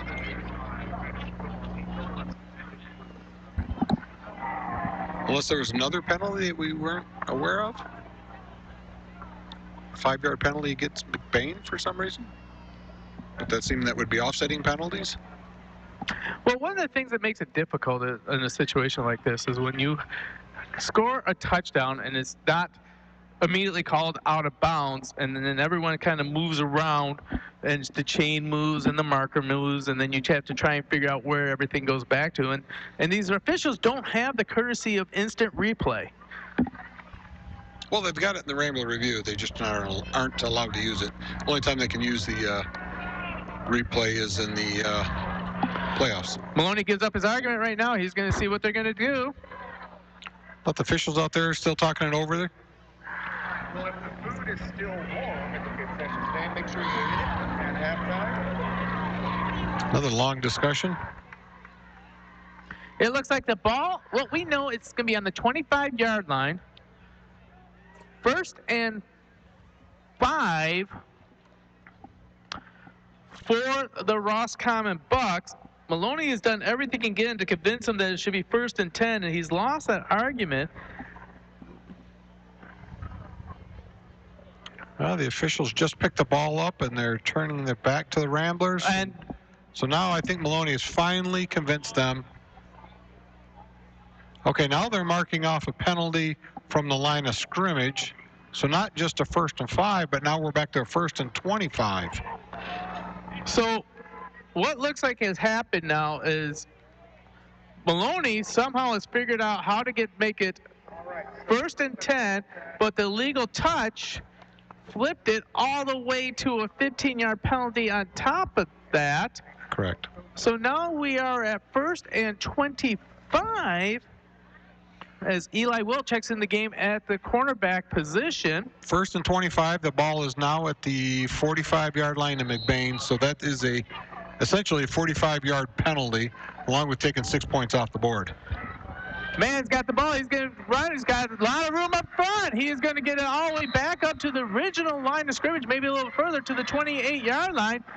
It is now going to be 2nd and 9 with 50.7 seconds left. I think I saw a flag coming in at the end of the play on the far line, or far out of bounds. It's like a personal foul against McBain, so not only did they put the 10 yards back up, they're also going to get a 15 yards tacked on, so it's going to be a 1st down again. Personal foul, late hit, out of bounds. Late hit out of bounds on McBain. We'll give them 15 yards back. It's got to be smart, use your head. The player's out of bounds. Got plenty of defensive gentlemen there that have already made that tackle. Adrenaline kind of took over on that one, and it's going to cost them. So now we got a 1st and 10 for Roscommon from the 15-yard line. Crazy scenario in the last 10 seconds. Let's see what McBain can do on this one. Spread formation. We got a single back there. Twins on the near sideline. Man's rolling out to the near sideline. He's looking for it. He's going to go deep. That is going to go in the hands and going to be caught. Finally by Sawyer Griffiths for a touchdown for the Bucks, making the score 21-12 Ramblers. What a beautiful pass into the corner of the end zone, only where the defender could get it. There was, where the offensive player could get it. There's one defender back trying to guard 2 receivers.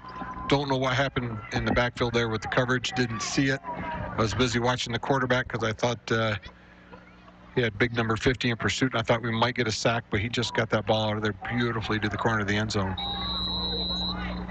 It's been an exciting last minute and 50 seconds of this half, Gary. That is. We're going deep in the rule book about what's going on there. And even we don't know the rules, we're making them up as we go, so here we go. Big David Jensen's going to be the back right there. Rolling out is Man. Man's looking for the corner. He's going to throw a jump ball up there. Diving catch. Good. 2-point conversion is good on that one, as that one was caught by Easton Kilnert, and that will now make it 21-14 McBain with 42.8 seconds left. Boy, we are in a shootout right now. I think Roscommon's finally figured out they've got a little something going against this pass defense of the Ramblers. The Ramblers are sticking with 4 down linemen and trying to put pressure on Man, but Man's just able to roll out to the outside, outrun those defensive linemen, give him a little extra time, and then he's just picking apart McBain in the backfield. Last series, Roscommon went out with the spread formation, 3 and out, block punt. McBain went down to score. This time they come out in the spread formation, they run it to perfection, scoring twice. One had to be called back on an illegal touch out of bounds. by the receiver with a 45-yard penalty, as you said, and they still recover from that. You never see that in high school. You sure don't. You got to give Roscommon a lot of credit for not giving up on the half, not giving up on that drive. Would have been easy to hang your head with 42 seconds to go on a 1st and 25, especially just after you just thought you scored a touchdown. So good job to Roscommon coaching staff, keeping the guys up, keeping them in the game. Keaton Prank back to kick. Pratt puts boot the ball. It's going to hit about the 18-yard line, and it's going to skid out of bounds. McBain will get the ball at the 35-yard line. First attempt for McBain, 42.8 seconds left. Gary, I think on that one, because the ball was kicked out inside of the 35-yard line, there is no 5-yard march off. If it's kicked on this side of the offensive 35-yard line, they mark it where the ball is, and they have the 5-yard penalty. I think that's how that works. I'm sure there's somebody out there that knows the rules that will tell me if I'm wrong. You can ask Trevor next week when you see him. 42.8 seconds left in the first half. McBain's up 21-14. Wanted to add to their lead and maybe see a nice little Caleb Miller counterplay. I don't know. Blocking formation personnel in. There's the counter to Miller. Miller is going to put the ball on the ground. It's going to be recovered by the Bucks. Bucks get over on the 32-yard line of McBain. Bucks think they're back in business. I think they are. Nice defensive play by the Bucks. The ball was kind of bobbled there on the handoff between Shorty and Miller. Put it on the turf. Bucks come up. They got a lot of momentum. Crowds into the game. Players are into the game. Here we go. We're going to see the Bucks back in the shotgun formation. 36.8 seconds left. Spread formation. Twins on the near, twins on the far. Bucks looking to tie the game right here. Man drops back. He's got a man in the flat. He's going to catch the ball, turn it inside before he gets out of bounds at the 20. 30.9 seconds left. That is going to be a first down for the Bucks. 30 seconds is plenty of time to go 30, 40 yards in high school because the play clock does stop after every first down. Oh, wait, correct that. They did mark him just short of the first down, sorry. But he did step out of bounds. So 30 seconds to go. Ball's marked on the 21-yard line. Bucks break the huddle. Old-fashioned Detroit Lions run-and-shoot offense going on right now. Man's in the shotgun. Gets the snap, rolls out to the right-hand side. Looking deep, he's going to throw a curl route right there. That's going to be caught, and it's going to be laid out immediately by Cowboy, but he's going to catch it at the 10-yard line. We're getting an immediate timeout for the Bucks, 23.3 seconds left. Bucks are starting to figure something out with this run-and-shoot. Man's rolling out. There's nobody out here on the corners for McBain to push him back, to interfere with his flow to the sidelines, interfere with his cadence of his throw. Might want to look at some sort of blitz off the left side or the right side. Try to throw man off the rhythm a little bit.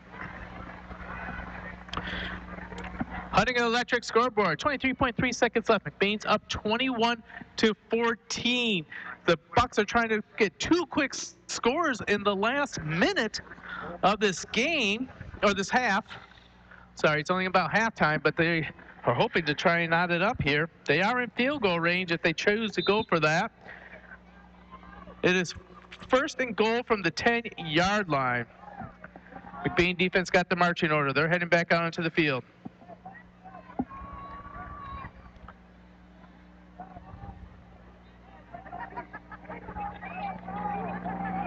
Power I formation for the Bucks. Single wide receiver on the near side. Man on the center. Mason Beaver deep. Man gets the snap. He's going to fake it to Beaver. Roll out to the right-hand side. Quick one tackle. Intercepted by Brett Ealing. Ealing is going to dance around. Hopefully he's going to run out the clock because he's at the 5-yard line, 4-yard line. Tackled at the 4-yard line.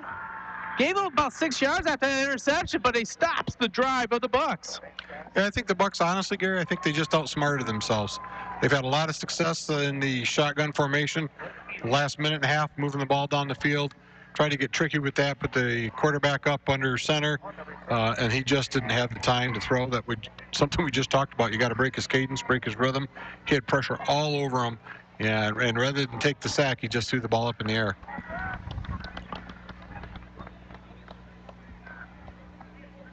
Twins on the near side. 9.7 seconds left. Bucks are out of timeout. Ramblers are under center, so they're looking for victory formation.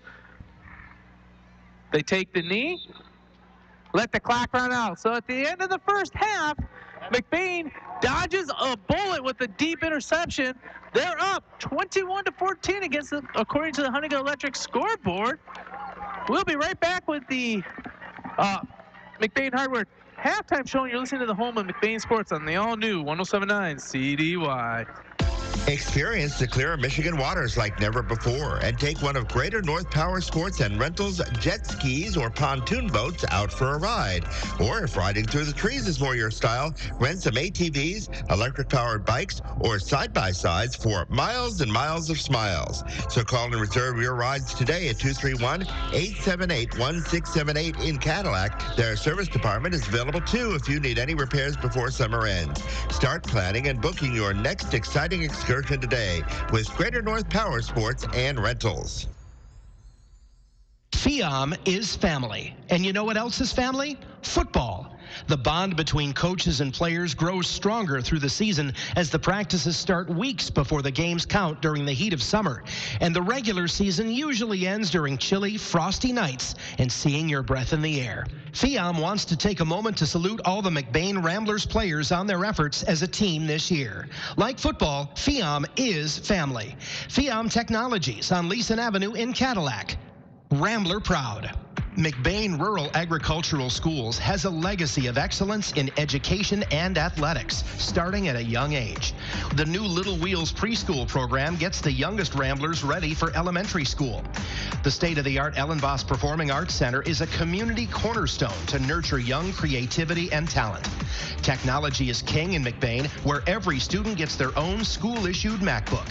From preschool to high school, give your student the McBain advantage. Learn more at McBain.org. In the small town of McBain lies a locally owned family pharmacy that takes pride in helping improve the health of every patient that comes through the door. At McBain Family Pharmacy, you're more than just a prescription. Here, you're family, and their experienced team of professionals are always available to answer any questions you may have regarding prescription and over-the-counter medications. McBain Family Pharmacy is your full-service family pharmacy for both traditional and compound medications. Call them today at 231-825-8175. That's 231-825-8175. Or stop by their store, located at 119 North Roland Street in McBain. Or in Lake City at 45 Maury Road. And we are back here in Roscommon. According to Huntington Electric scoreboard, McBain Ramblers 21, Roscommon Bucks 14. The story has been about missed opportunities for the Bucks and turnovers for the Ramblers.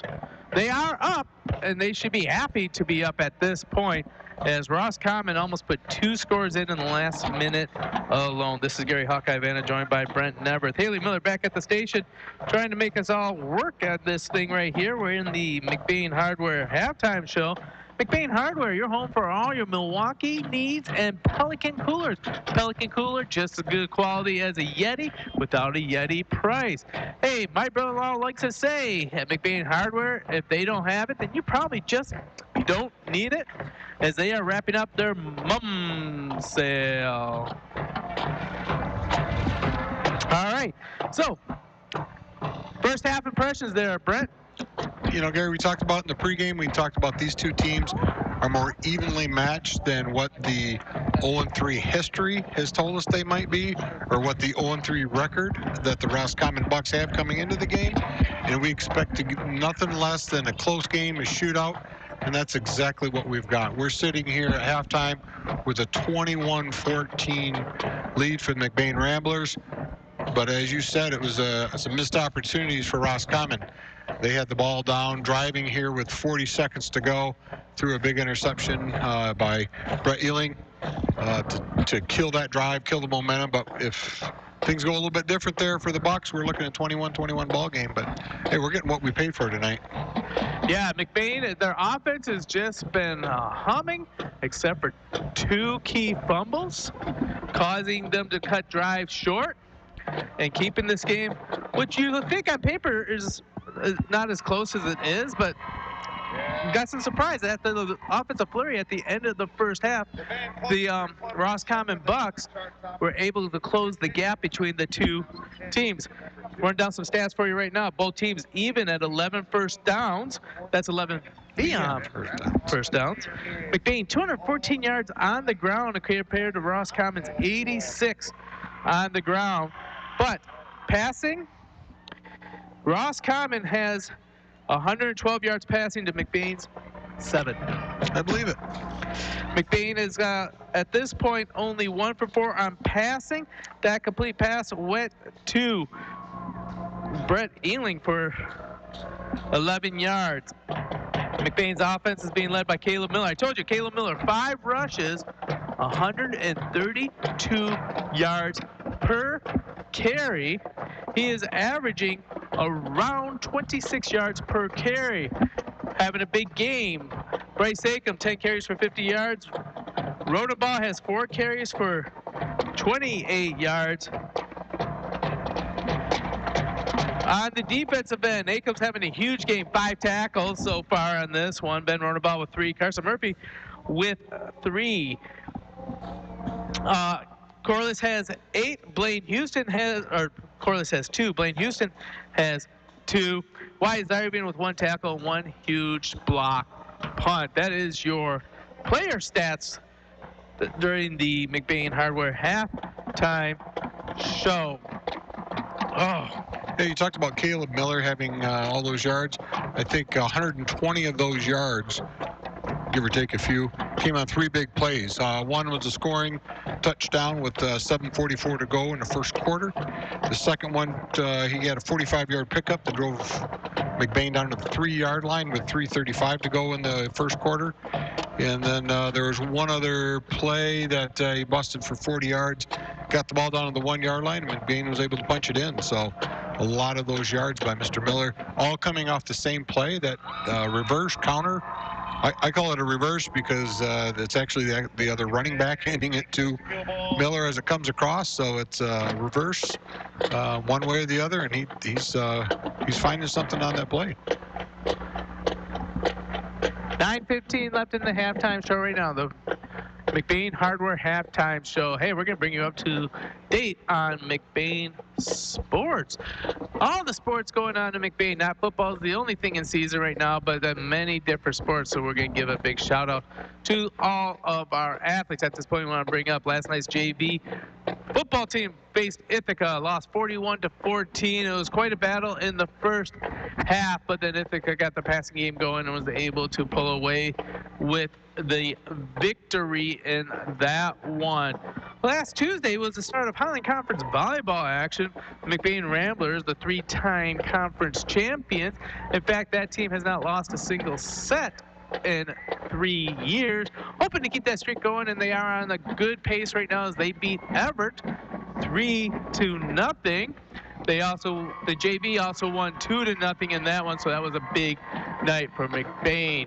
Monday that we had a McBain quad meet over in Cadillac where they faced some of the best teams in the state, as they had Charlevoix, Traverse City St. Francis was ranked number 4 in the state right now, and Cadillac. McBain came out of that one 1-2 with the win over Charlevoix, but 2 losses, 1 to Cadillac and 1 Traverse City St. Francis. The volleyball team, middle school, had to go to Mount Pleasant last Saturday as they had a long day right there. They ended up winning the bronze bracket after starting off 0-3 on the day. They came back strong and finished with 2 wins to win the bronze bracket. Right now, cross country team is off to a good start. They ran a big meet over in Northwood, if I remember correctly. The girls took 6 and the guys took, well, the guys don't have a full team, but they had a runner that was in the top 30 from McBain. But right now they have enough members to field a full team to actually score as a full team. And that should bring you up to date on all of our local sports. That's the McBain Sport Moment, brought to you by Brent Nevereth. 7:01 left in the McBain Hardware halftime show. We are going to throw it back to the station. We're going to come back. Remember, McBain is up 21-14. 14. You're listening to Home of McBain Sports on the all-new 107.9 CDY. Parents, if you want your student to be college or career ready by the end of high school, then CTC is the place to be. I'm Haley from McBain High School, and the Wexford-Missaukee Career Technical Center in Cadillac is preparing me for the jobs of my future. Students from all over the region can choose from 15 career-driven programs with a free associate's degree available in some programs through 13th year training. It's the best place for me to learn hands-on skills. Find out more at WMISD.org at the Career Technical Education link and see why CTC is the place to be. McBain Rural Agricultural Schools has a legacy of excellence in education and athletics, starting at a young age. The new Little Wheels preschool program gets the youngest Ramblers ready for elementary school. The state-of-the-art Ellenboss Performing Arts Center is a community cornerstone to nurture young creativity and talent. Technology is king in McBain, where every student gets their own school-issued MacBook. From preschool to high school, give your student the McBain advantage. Learn more at McBain.org. From sales to service to parts, your complete automotive experience begins and ends at McBain Auto and Truck Center. Specializing in sales of rust-free Southern trucks that have never seen road salt. Watch the Facebook page for updates on new arrivals. They offer professional repair on all makes and models, all the parts you'll need if you're a do-it-yourselfer, and a great selection of used trucks. One stop is all you'll need. McBain Auto and Truck Center on Maury Road, just north of McBain. Proud to support all of our McBain student athletes. Experience the clear Michigan waters like never before and take one of Greater North Power Sports and Rentals jet skis or pontoon boats out for a ride. Or if riding through the trees is more your style, rent some ATVs, electric-powered bikes, or side-by-sides for miles and miles of smiles. So call and reserve your rides today at 231-878-1678 in Cadillac. Their service department is available too if you need any repairs before summer ends. Start planning and booking your next exciting excursion today with Greater North Power Sports and Rentals. Welcome back to the McBain Hardware Halftime Show according to the Hudinga Electric scoreboard. McBain Ramblers up 21-14 at halftime.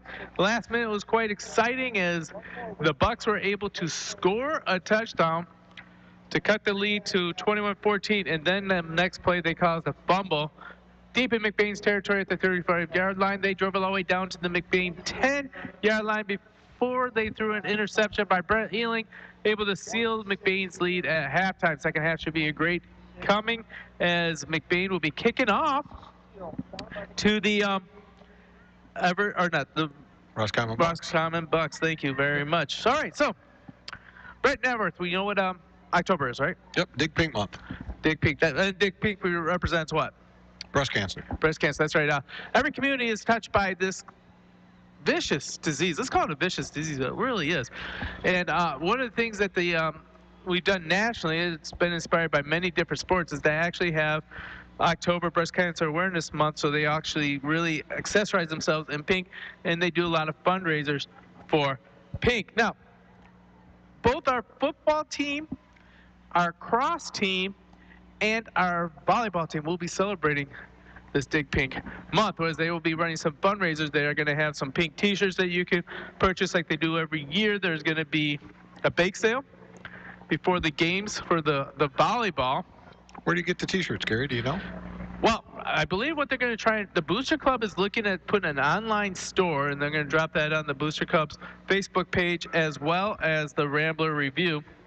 And then they are going to also go ahead and sell them from a table at home events, both football and volleyball. There's only 2 varsity home football games left, but there's all the JV games also, so I believe they're going to be doing that. They'll also be taking private donations. And then what's one of the other great traditions that they have? Oh, the Pink Flamingo. So can you explain that? Yeah, it's funny, Gary. The first time that I ever saw the flocking of the pink flamingos, I was pulling out of my driveway, of course, early in the morning on the way to work, and I see all these birds out my yard, and I'm thinking, what in the world are these birds doing out in the middle of my yard? And there was a lot of them. October, you think, okay, all the birds have headed south. These were obviously bigger than the small little Tweety birds that we see around the house, and I'm thinking, well, what is that? And I stopped and shined my headlights on it. And sure enough, there was about 30 or 40 pink flamingos laying in my yard. So that's the first time I had seen it, so it piqued my interest. I got out and read the note. and on the note it says, hey, congratulations, you've been flocked. If you'd like these birds removed, you can make a small donation to the volleyball team. Call the captain of the team, call Coach Murphy, and he'll make arrangements to have the flocking taken to another destination of your choice if you have one, or they'll find somebody else to go out in the community and flock. It's just a great tradition. A lot of fun. A lot of fun. You know, I thought the tradition was pretty cool when there was a certain setter way back when that we actually caught flocking our house at one time. And we thought if you caught them flocking, you didn't have to pay. But Leah said, no, no, no, no, no. You're still paying even though you caught me. So it's just a fundraiser for a great cause. We're also going to have a couple celebration games. We're going to have games really highlighting this. And it's going to be McBain's senior night for the girls versus Beale City. And that will be on Tuesday, the 10th of October. That will be the official Spike Cancer. You can't really use the Dig Pink because that's a national incorporated organization and we have to pay them and stuff like that. So Spike Cancer, whatever you want to call it, it's for the good cause. And then 3 days later, the 13th, McBain will be playing Pine River. And when they play Pine River, they will be celebrating the pink right now. And we're working on a tradition right now, but it looks like we may be having for the game a special entrance by the cross-country team, as they will be doing a run from a secret destination, delivering the game ball for the opening kickoff right out to halftime, or right before the game to start. They'll run in their pink T-shirts and stuff like that. They'll be after a 6 or 10 mile ride. The secret destination, so I don't know, but they're going to run the ball. It's a great way to get the cross-country team involved. It's a sport that, quite honestly, not a lot of people get to see, but those are athletes nonetheless. Their sport is everybody else's punishment when they're out there running. So, got to give them credit for what they do, and it's a great way to get a little visibility to those fine young men and women. All right, so all three teams will be participating in the Pink Out month of really trying to defeat the evil breast cancer out there. So we want to make sure your community is ready to step up and help out with that, because the teams will be asking for help, extra funds, stuff like that. So special ideas are in the work. We'll see what that is all working out. We'll keep you abreast like that. We'll keep you abreast on anything else during Pink Month for the battle of breast cancer. Both teams are back on the field. The secret 3 minutes is back on the clock as the teams are getting their final stretches and their final instructions. You've been listening to the McBain Hardware Halftime Show. McBain is up 21-14. We're going to throw it back to the station one last time before we start the second half. You're listening at home at McBain Sports on the all-new 107.9 CDY. FIAM is family. And you know what else is family? Football. The bond between coaches and players grows stronger through the season as the practices start weeks before the games count during the heat of summer. And the regular season usually ends during chilly, frosty nights and seeing your breath in the air. FIAM wants to take a moment to salute all the McBain Ramblers players on their efforts as a team this year. Like football, FIAM is family. FIAM Technologies on Leeson Avenue in Cadillac. Rambler proud. McBain Rural Agricultural Schools has a legacy of excellence in education and athletics, starting at a young age. The new Little Wheels preschool program gets the youngest Ramblers ready for elementary school. The state-of-the-art Ellenboss Performing Arts Center is a community cornerstone to nurture young creativity and talent. Technology is king in McBain, where every student gets their own school-issued MacBook. From preschool to high school, give your student the McBain advantage. Learn more at McBain.org. In the small town of McBain lies a locally owned family pharmacy that takes pride in helping improve the health of every patient that comes through the door. At McBain Family Pharmacy, you're more than just a prescription. Here, you're family, and their experienced team of professionals are always available to answer any questions you may have regarding prescription and over-the-counter medications. McBain Family Pharmacy is your full-service family pharmacy for both traditional and compound medications. Call them today at 231-825-8175. That's 231-825-8175. Or stop by their store, located at 119 North Roland Street in McBain, or in Lake City at 45 Maury Road.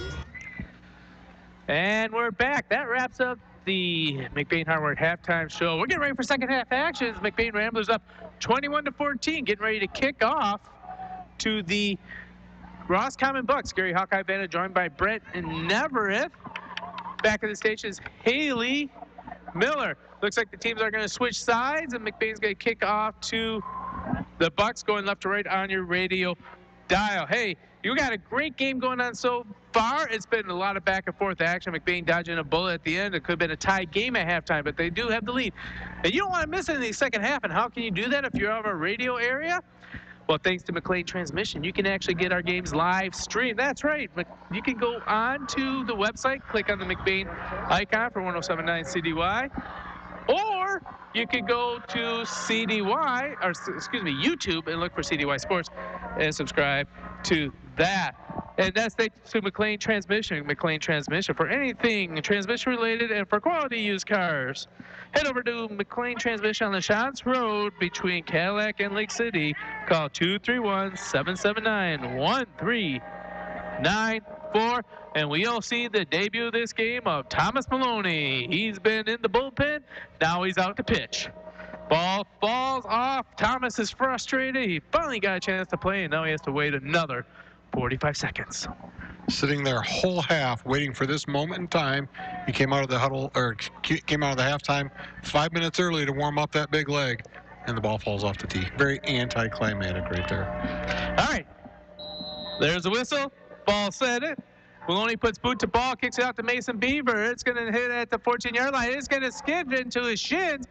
Picks it up at the 15. He's going to be strung out right there. Going to try and find the corner. Finally pushed out of bounds on that one. Jager Corliss gets the tackle. It's going to be first and 10 for the Bucks on their own 18-yard line. Excellent pursuit on McBain. Thomas, he's got the capability of pushing that ball into the end zone or at least down to the 1 or 2 yard line. But I'm sure he was directed to squib a little kick, low line, hard driver, bounce it off the legs of the Roscommon Buck. By the time he picked it up, defense was down there ready for the tackle. So only picked up, 6 yards on that? Bucks got twins on the far side, single on the near side, single man in the backfield. That back man will be Jensen. Big power back. Sometimes they'll run the Wildcat with Jensen. Man, he's going to pitch out to Jensen. Jensen is going to try and get around the corner. Breaks one tackle, then breaks a second. Finally going to be wrapped up by Murphy. Murphy's going to be dragged along like he's dragging onto the back of a sled. Tractor pull style, gain 1 yard. That'll be 2nd and 9 for the Bucks. It's about one of the most exciting 1 yard runs you're ever going to see. That young man was hit about 8 yards in the backfield for the first time by Bryce Aiken. He was actually pushed into the running back by the blocker. Bryce bounced off of him, and he was able to keep running. Picks up 1 yard, but a lot of excitement in that 8 yard run for a 1 yard line of scrimmage pickup. Bucks get the play. Break the huddle. We got a single on the far, single on the near side. Power I formation. Man under center. It's going to be an inside counter. Trying to break it through. Breaks a one tackle. It's finally going to be brought down by Cowboy, but not until there's another Buck first down, as Jensen gets a second carry of the half. First and 10 from the 31-yard line for the Bucks. A nice little tight counter. He was split out wide to the right, and he never got more than a yard off the line of scrimmage, and he actually handed that ball forward to him instead of a backwards handoff to the running back. So it was nice and tight to the line and blew up to that hole quickly. First and 10 from the 31-yard line. Power I formation. This one is again going to be given to the inside man as he has nowhere to go. Tackled quickly was Toby Bigford. He was brought down on that one by Logan Overmeyer, making it 2nd down and 12 for the Bucks. McBain just blew up that line of scrimmage. There was no chance for that play to get started. As the ball was getting handed off, big number 70 for McBain was in the backfield waiting for him.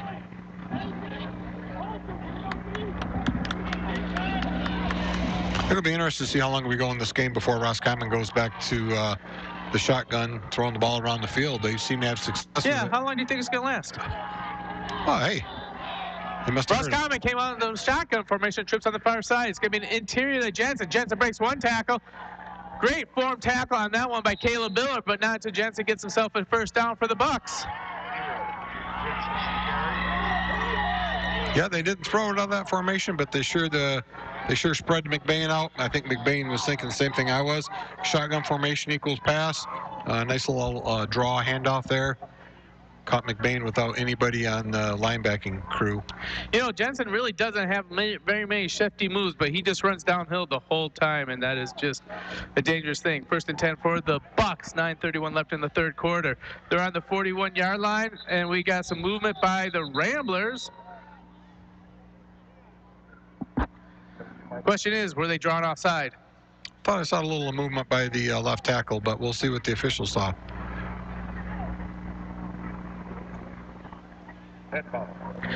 Encroachment against the Ramblers. That'll be a 5-yard penalty, making it 1st and 5 for the Bucks. Well, obviously the officials didn't see the same thing I did, so they were down at a much better vantage point than I am, so good job to them. McBain has a beefy front line in there with Gildy, Sickema, Overman, bringing in the linebackers to blitz. Kicked out on the outside line. Great tackle in the open field by Jacob Corliss. It's going to be a gain of 1 as they try to get outside the blitz, but Corliss keeps it contained, making it 2nd down and 5. McBain is putting all their eggs in the basket there in terms of blitzing both the linebackers. Anytime that center gets up, or excuse me, the quarterback gets up underneath center, they're trying to blow it up in the backfield. If they're able to break one off to the outside, or if he's able to pull off a little sneak pass, a little pop pass, something you have to watch for. Spread formation. Jensen's in the backfield. He's just going to block right now. Screen play to Jensen in an old-fashioned way. He's wide open. He's going to run through 2 Ramblers before he's tricked up. The Ramblers have collided into each other, but that's going to be another Roscommon 1st down. That's one of the things they teach you as a defensive lineman. If you can get past the offensive line without anybody trying to block you at all, you need to stop and look around and see if they got a screen leaking out behind you. Because there wasn't a single effort by any one of the Roscommon guys to try to block anybody from the McBain defensive line, and they were all had their ears pinned back, going for the quarterback. You know, it's kind of weird the way that modern football is played. That screen play is actually a trick play because you see it so infrequently. Jensen, single man in the backfield. They give it to Jensen. He's going to get through the hole. He's going to break through a tackle. Finally brought down by Brett Ealing, but not until he gets a gain of 3 yards. Yep, nice trap on the right side by the right tackle. Blew that hole wide open. Nice 4 or 5 yard pickup. That's what you always want to see on a 1st down. 7:55 left in the third quarter. According to the Huntington Electric scoreboard, McBain's up 20-14. Roscommon got the kick off at the half, and they are driving since then. They're now in McBain territory. They're at the 46.5 yard line, and it's going to be 2nd down and 7 for the Bucks. Clock keeps moving. Bucks has come out in 3 different formations in this one. And once again, they are now into the power I. Jensen is going to be the offset I, and it's going to be handed, this way. It's not going to go to Jensen this time. This one's actually going to Bigford. I want to say Bigfoot every time I see him. Troy Bigford gets it. Only gained about a yard. Brought down quickly on that one by Overman. Yeah, Overman and Bryce Aiken both got nice penetration on that side of the ball. Shut that play off. They haven't had much success running out of that formation. When they've been able to run, it's because they've been able to spread the field. They've hit a couple quick traps, quick counters. But that traditional power I just don't feel like it's been a whole lot of success for them. But that's obviously what they do, and it's what they're comfortable with because that's what they're going back to. Power I. Jensen is the fullback position. Mason's back deep. They're going to give it to Mason. Mason's going to try to go. He's blown up on that one. Great by Caleb Miller as he meets him 4 yards behind the line of scrimmage and just drives him out of bounds.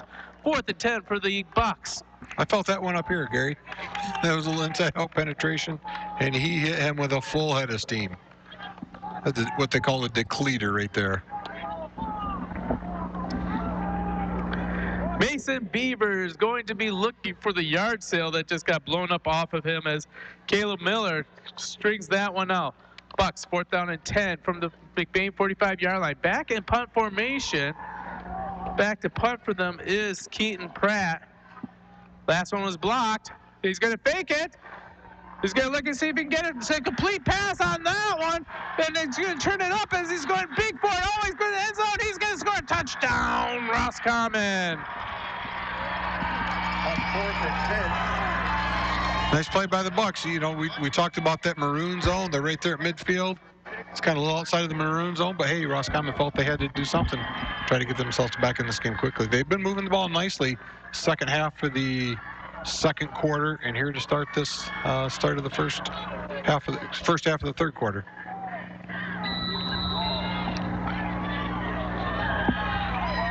Bucks get the opening kickoff, take it all the way down for a score. It scores now 21-20, trying to get the extra point here. The kick will be Pratt. Man was the one that just threw that touchdown pass in the punt formation. Pratt, boot, ball, good. We're tied up 21-21. 5:51 left in the third quarter. You're listening to Home at McBain Sports on the all-new 107.9 CDY. Parents, if you want your student to be college or career ready by the end of high school, then CTC is the place to be. I'm Haley from McBain High School, and the Wexford-Missaukee Career Technical Center in Cadillac is preparing me for the jobs of my future. Students from all over the region can choose from 15 career-driven programs with a free associate's degree available in some programs through 13th year training. It's the best place for me to learn hands-on skills. Find out more at WMISD.org at the Career Technical Education link and see why CTC is the place to be. And we're back here in Roscommon as Roscommon has scored twice versus the last time McBain has scored. McBain was up 21-7. Roscommon has now scored 14 unanswered points, making the score 21-21. 5:51 left in the third quarter, according to the Huntington Electric scoreboard. Gary Hawkeye Vanna, Brent Neverth up here. We're on the edge of our seats because this has been the showdown we have expected. Big Mo is definitely on the side of Roscommon right now, Gary. We were just talking about it during the timeout. Does Roscommon go for the jugular right here with an onside kick? McBain's hanging their head a little bit. Roscommon's feeling it. Let's see what happens. Is Sean Payton on the sideline? That's the question. The river boat gambler, right? Pratt puts the ball, puts it deep. Rodenbaugh gets at the 11-yard line. He's got a man to break. He breaks one tackle. He's got a little bit of a seam. He's going to dive all the way up to the 36-yard line. And McBain will be taking over on their own 36-yard line. Great return by Rodenbaugh. Something McBain desperately needed. Get a little bit of that momentum back, get him out to the 36-yard line. A little bit of breathing room. Now McBain's got to settle in, get their offense running, get that trap, get that counter running. Start to grind out a nice long drive. And that will steal the momentum quicker than anything is a long grind drive. It's just frustrating when you're on defense and you can't stop that drive. You've only run 3 or 4 plays successfully. You know what they're going to do. You just can't stop it. There's nothing more frustrating to defense than that. Blaine Houston's in at the tailback position. Shotgun formation. Twins on the near side or far side.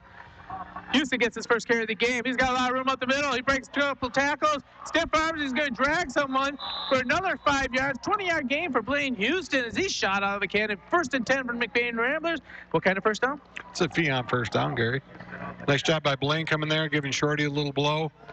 Nice draw play. That's, again, it's one of the 3 plays we've talked about that's worked the entire game. Just had a huge pickup there. You can feel the momentum shifting back to McBain, doing exactly what we told them they should be doing. Just grind out a drive. It's a good way to get it started. Houston back on the sideline. Aiken back in the game. Double wing formation for the McBain Ramblers, or you want to call it trips on the near side, single wing. Nobody in the backfield except for Rodenbaugh.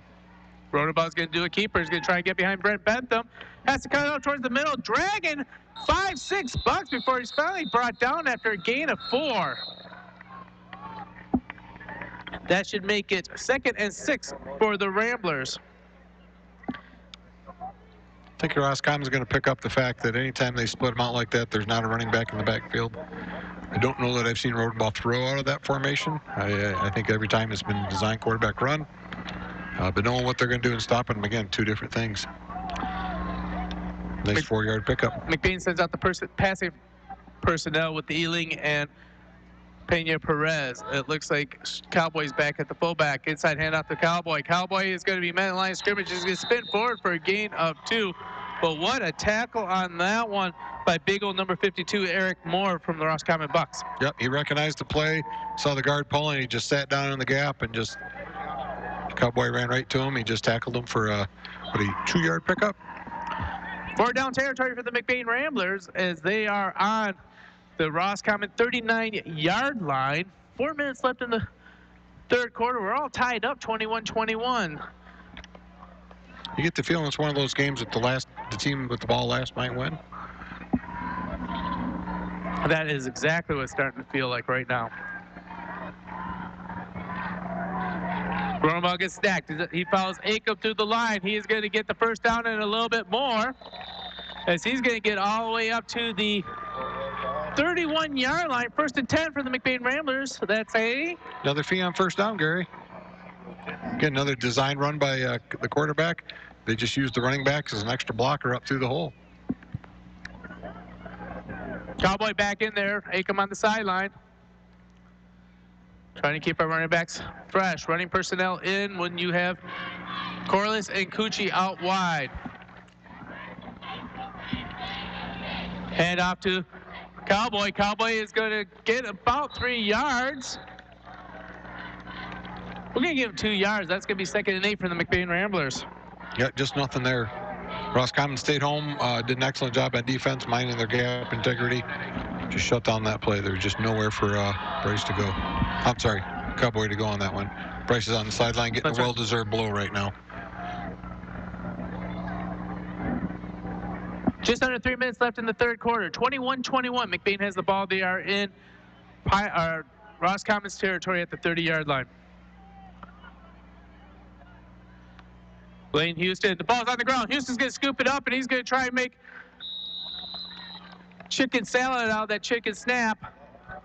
No gain on that one. That makes it 3rd and 9 for the Ramblers. No gain, but it was a pretty important play to pick that ball up and maintain possession. I mean, you get down into the maroon zone, starting to think about this is 4-down territory. You got to pick up at least another 10 or 15 yards to be comfortable with giving your sophomore with the big leg an opportunity to take us up 24-21. That's a big ask at a high school level, but he's got the leg to do it. 3rd and 9. Twins on the near side. Rosenball rolls out to the right side to pass. He's going to throw it right over the middle of Miller. Miller's going to get the complete pass and a little bit more as he's going to get a first down all the way down to the 11-yard line. And that's going to be another Fion first down for the Ramblers. Great pass by Rosenball. I think that's only his 2nd pass he's completed this game, but came at a big time. Got the ball down to the, what were we saying, about the 14-yard line, 13-yard line, Gary? I got the 13-yard line, 17-yard pickup on that complete pass. Nice job by both Caleb Miller and by Ben Rosenball. Luke Huntingott checks into the game to give Caleb Miller a blow. Cowboy is going to be the back of record right now. Inside hand up to Cowboy. Cowboy's going to be met by 3 guys at the line of scrimmage, and he's going to lose a yard. Roscommon's selling out right there. They're just saying, okay, you're not going to beat us in these gaps on this drive anymore. They've got their linebackers within 3 yards of the line of scrimmage, just all-out blitz coming through those gaps. Run personnel is in the lineup for McBain as Bryce Acom comes back into there. Design run, I think, to either run a ball or an inside handoff to Acom.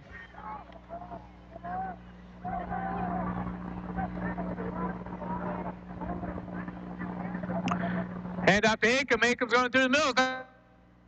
Ping-ponging all the way down to about the 1-yard line, but that will be another first down. McBain signaling touchdown, but the officials don't agree. They said he bounced down at the 1-yard line before he got in there. But either way, it's a great pickup.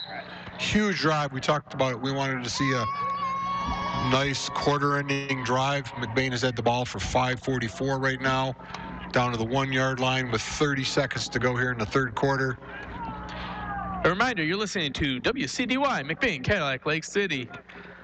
Just under a minute left in the third quarter, 21-21. McBain is knocking on the door. Inside half off to Acom. Acom's going to put his head down. He's going to drive forward, and they are going to, the offensive line's out calling touchdown. Touchdown on the far side, and the Whitecap gives it the touchdown. McBain goes up 27-21. Nice long drive, Gary. 65 yards, 5 minutes and 43 seconds to get the ball in down and take the lead. It's exactly what McBain needed to do, get the momentum back on their side.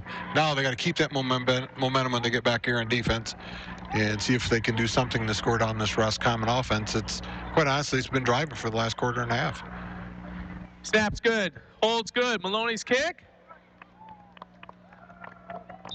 Good. So with 18.9 seconds left in the third quarter, the Huntington Electric scoreboard says it's 28-21. You're listening to Home and McBain Sports and then the all-new 107.9 CDY. From sales to service to parts, your complete automotive experience begins and ends at McBain Auto and Truck Center. Specializing in sales of rust-free Southern trucks that have never seen road salt. Watch the Facebook page for updates on new arrivals. They offer professional repair on all makes and models, all the parts you'll need if you're a do-it-yourselfer, and a great selection of used trucks. One stop is all you'll need. McBain Auto and Truck Center on Maury Road, just north of McBain. Proud to support all of our McBain student athletes. And we are back in a fantastic ball game. If you like action, if you like excitement, if you like a back and forth battle, we got it all here. Gary Hawkeye Van joined by Brett Neverth. Haley Miller back at the station, keeping everything on the track. Brett, need a chance to breathe, don't you? Well, this has been exciting, really since the midway through the second quarter. I mean, just on the edge you see touchdown drives back and forth. Maloney puts boot to ball. He's going to kick it over the head of Mason Beaver all the way to the end zone. And the Bucks are going to take over on their own 20-yard line. Well, we talked about it just a minute ago. Maloney's got that leg to do it every time, and what he saw was the deep back for the Bucks sneaking up to about the 10 or 15-yard line, waiting for that little pooch kick or that little short drive, but instead he pulled out the driver and hit it in the end zone. Unlike my drive, he hit it straight. First and 10, Roscommon, 1st and 10. Wondering if that last drive took anything out of this Roscommon stamina. That's something you also have to be working about. Power I formation on this one. They're going to have it in the inside one. Breaking tackles against Jensen. Jensen's going to get about a 9-yard gain. Ball's on the turf, but that's not until after he's tackled. Excuse me. 1st and 10. Another quick inside trap by Roscommon. Same play they had success with that play on the last drive. So it's just a quick hitter. The right wing just 1 yard off the line of scrimmage. A tight end behind the lineman. Just pops in there before the lineman can pick the really heads up and see who has the ball. Bring it to the end of the third quarter, Gary. 3 in the books right now, 1 left to go. McBain holding on to a slim 28-21 lead. You're listening to Home of McBain Sports on the all-new 107.9 CDY. Experience the clear Michigan waters like never before and take one of Greater North Power Sports and Rentals jet skis or pontoon boats out for a ride. Or if riding through the trees is more your style, rent some ATVs, electric-powered bikes, or side-by-sides for miles and miles of smiles. So call and reserve your rides today at 231-878-1678 in Cadillac. Their service department is available too if you need any repairs before summer ends. Start planning and booking your next exciting excursion today with Greater North Power Sports and Rentals. Izzy Valentino. Naomi Todd.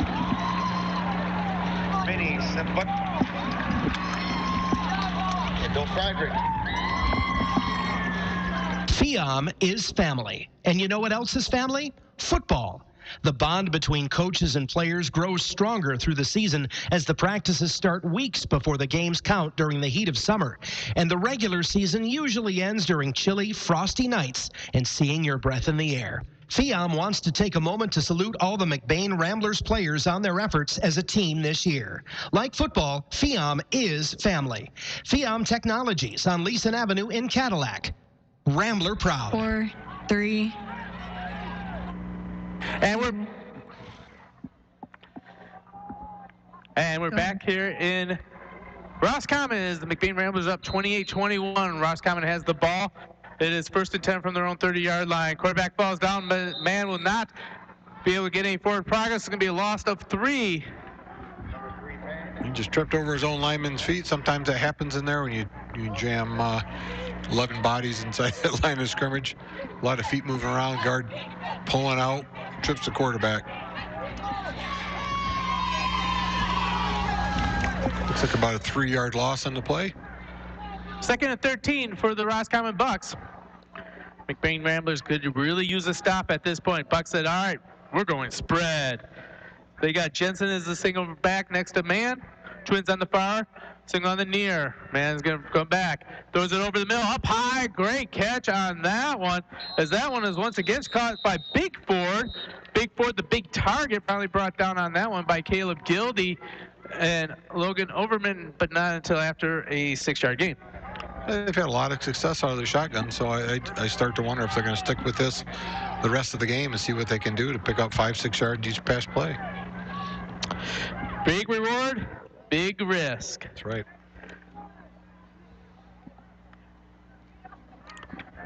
Third down and 7 for the Bucks. 10:42 left according to the Huntington Electric scoreboard. McBain's up 28-21.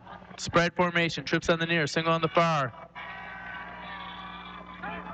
And gets it. It's going to be a double pass. Nope, it's only going to go to Pratt. Pratt is going to take the screen. He's going to be brought down by Zeiderbane, and he's going to be suplexed to the ground for no gain, making a 4th down for the Bucks.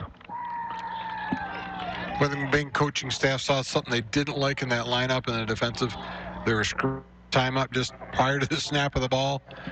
Officials didn't hear it, and I think it actually worked out for the benefit of McBain. Just a great football play by the McBain defense to get in the proper positions with the improper lineup. Man back to punt. Last time he did it fake. Rodenball is not biting on this. He's only at the 50-yard line. Now he's dropping back. Man, end over end. Rodenball takes it at the 40. Tries to fake one man, but great coverage on that one by Mason Beaver. Takes at the 42-yard return. McBain takes over 1st and 10 from their own 42. So we just saw McBain grind off a nice 5-minute and 44-second drive, consuming the last half of the 3rd quarter. You'd like to see that again. Here we're at 9:44. Got a little bit better field position to start out, but another 5-10-minute drive would just be great, Gary. Put a little icing on the cake, take all the wind out of the sails of the Roscommon Bucks. But the Bucks are getting ready to sell out on the run. You saw it starting to happen on the last drive. They're starting to fly around a little bit more. McBain has the run personnel in there. Cowboy is the back. Miller's in there. It is going to be the Cowboy up the middle. Cowboy's going to find nothing there as he is wrapped up in the backfield by Ricky Hollister, and he can't get Hollister off his back as he goes down with no gain. Just as you said, they're starting to sell out. They're inching in closer and closer and closer. This might be the time that you leak Mr. Murphy out. Run personnel, Murphy with the famous Mr. McBain, Lars Verdeen tight end drag play. That's the one that always works. They come back in the lineup for the Ramblers. Run personnel on the field. Roscommon calls the cheeseburger defense. Running ball is going to get the keeper. He's going to go around the outside. Going to try and string it out. Straight arms. But great job hanging on to that. Tackle was Keaton Platt as Rodenball is only able to get a 2-yard gain. Excellent inside-out pursuit by the Roscommon Bucks. Another design quarterback keeper. I think Rodenball bounced that out outside. I'm not sure if it was designed to go outside, if he was supposed to cut back up inside, but I thought he saw something there, so he tried to use the speed to get to the outside, but just excellent pursuit by the Bucks to get out there and bring him down.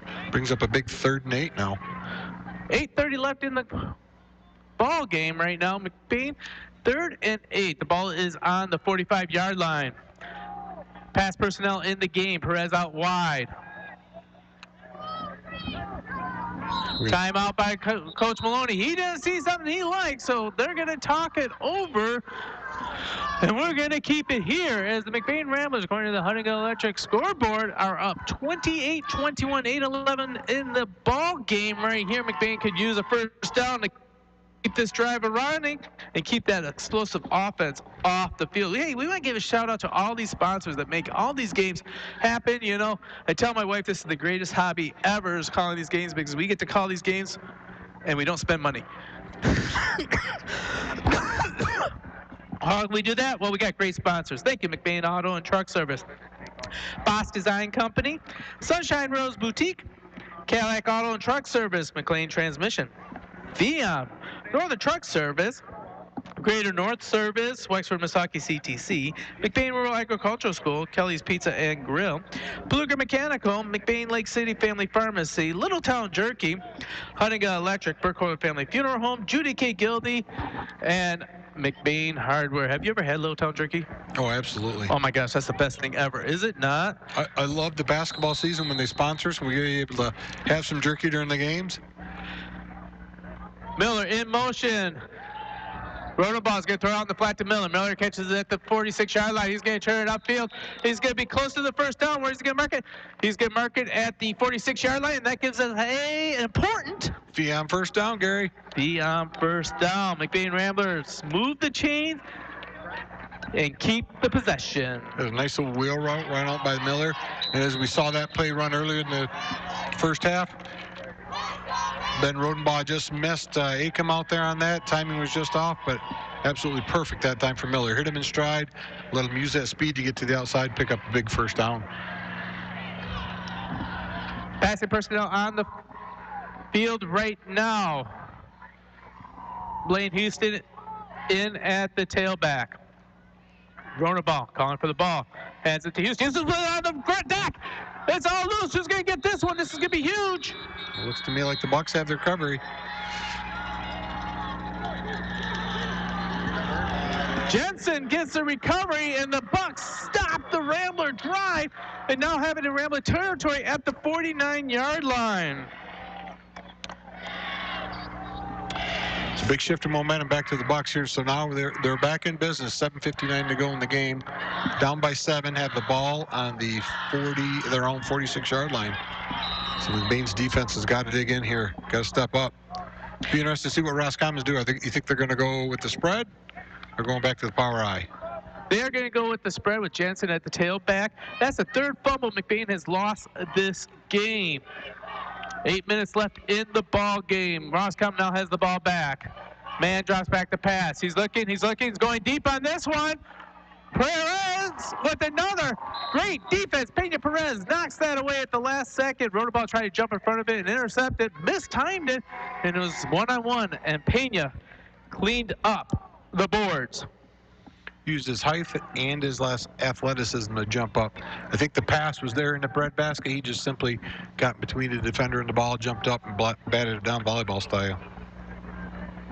Pena with some big plays at the quarterback position.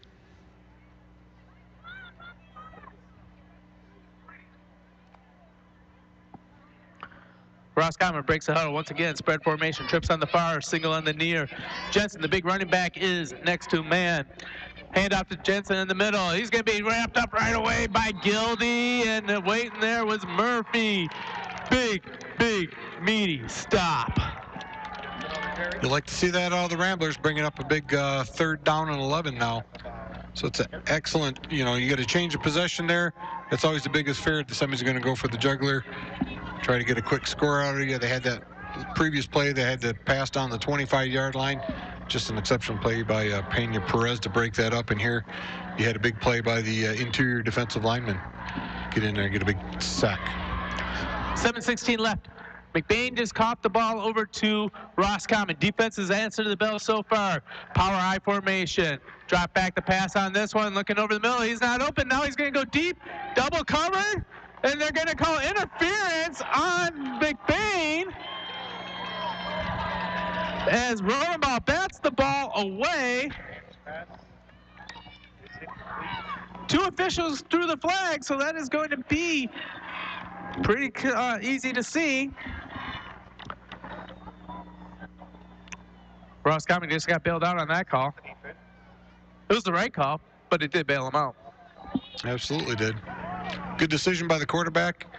You really didn't have anybody else open. Just throw the ball and...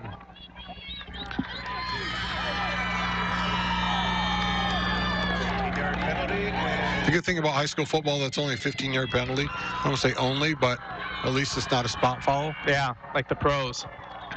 Roscommon back in business. 7:02 left on the Huntington Electric scoreboard. 28-21. McBain is up. Man, drop back pass. Here's that screenplay in the middle. Is someone in there? Shorty comes in there. He's going to get the one hop, hoping to sell the interception. Official was right on top of it. Excellent vantage point of view. Saw that ball bounce off the ground. Now, that was a weird screenplay to me because I didn't see the running back anywhere in that. It looked like what happened on that one for a different setting is that the interior lineman of Overman and Gildy actually held up Jensen and did not let him release on that, while the two outside tackles kept the pressure on Man. Absolutely. I don't know if McBain called that or if that was just a good heads-up play on their part. But they recognized that two other guys broke through without anybody touching them, so they backed up and played a little bit of cornerback. Power I formation. Beaver gets the pitch to the outside. Haven't called his number very much. Acom fights through a hold and actually strings the ball out and actually officially be tackled on that one by Blaine Houston for no gain. 6:50 clock stops with the out of bounds. Excellent pursuit by McBain, stringing that play out. They just haven't had much success running the ball out of the power I. 6:50 left in the ball game. McBain up 28-21, the Huntington Electric scoreboard. Roscommon, they have 3rd down and 10. Last time they got pass interference penalty to keep their drive alive. Twins on the near, twins on the far, spread formation. Man rolls out to the left. He's going to throw it up. Rodabell's going to have to run him down. Perfect pass into the hands of number 10, Mason Beaver, and he gets it all the way down to the 5-yard line. Roscommon knocking on the door. 6:43 left in the game. Roscommon's got the ball down to the 4-yard line. Goal to go. This has got to be a big stop for McBain coming up here. Good thing is, even if they do punch in and score, McBain's going to get the ball back, and if they can grind out another drive, going to have the ball at the end of the game. But you'd like to see a stop here. Fumble, interception, what are you calling? I think they're just going to man up. Just man up. Good old I formation. It's going to be handed off to Mason in the background. There is Overman manning up. Good call, Gary. Tackle for a 3-yard loss. Overman was there for the handoff. He was very close to taking that handoff, and he went for the tackle as opposed to the handoff. Good heads-up play. Nice 4 or 5-yard loss. Pushes Roscommon back, so maybe we'll just go old-fashioned school with this. Go 4 and out. 2nd and goal from the 6-yard line. 5:55 left in the ball game. McBain is only up by 1 score. Roscommon's knocking on the door. Roscommon breaks the huddle. Spread formation. Twins on the near. Single on the far. You got Jensen, the big running back, in the middle. Man's going to roll up. He's going to find some space. He's going to run in for a touchdown. Bucks. Yeah, they spread the offense out, pulled all the cornerbacks and safeties out with them. Left no middle linebacker. Man had the RPO going right there and decided the run was the best option. Big decision for Roscommon. Tie it or go for the 2. You got to go for 2. And it looks like Roscommon is going to be happy to go for 2. I think the rule of thumb is when you're at home, you go for 2. On the road, you go for the tie. Play for overtime, but when you're at home, you got the crowd on your side. You got momentum on your side right now. You got to go for it. Spread formation. Jensen's going to be in the inside. Man rolls out to the left side. He's going to try and beat someone to the corner. He can't find it. Jump pass to the outside. It's going to be caught. It's good. The Bucks get the first lead of the game. 29-28. 5:32 left in the game. Oh, my goodness. We have a great one here. Bucks 29, Ramblers 28, 5:32 left. You're listening to Home and McBain Sports on the all-new 107.9 CDY. McBain Rural Agricultural Schools has a legacy of excellence in education and athletics, starting at a young age. The new Little Wheels preschool program gets the youngest Ramblers ready for elementary school. The state-of-the-art Ellen Voss Performing Arts Center is a community cornerstone to nurture young creativity and talent. Technology is king in McBain, where every student gets their own school-issued MacBook. From preschool to high school, give your student the McBain advantage. Learn more at McBain.com.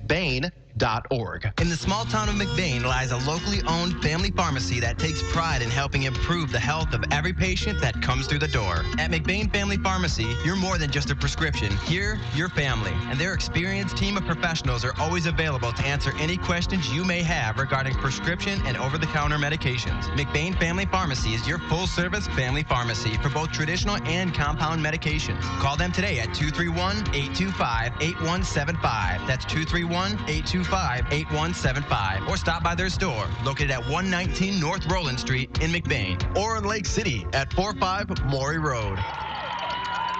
And we're back as Squid picked Darius at the 20-yard line. Darius gets ahead of scheme, and he comes up the sideline, brings it into the territory of the Bucks, as it is now at the, it's at the 48-yard line of the McBain Ramblers, 1st and 10.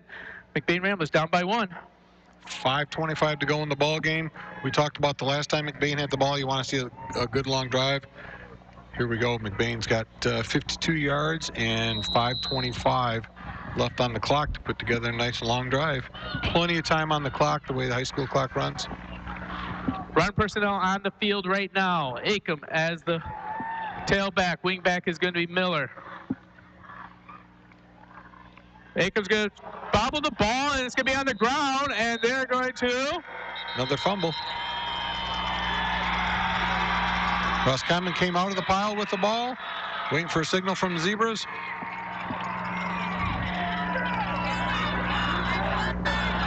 Everyone's holding a bated breath on the McBain sideline. Was he down when the ball is going? And he was down. McBain will maintain possession.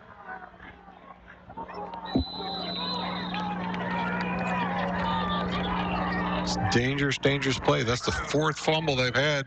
I think they've lost 3 of them, haven't they, Gary? They have.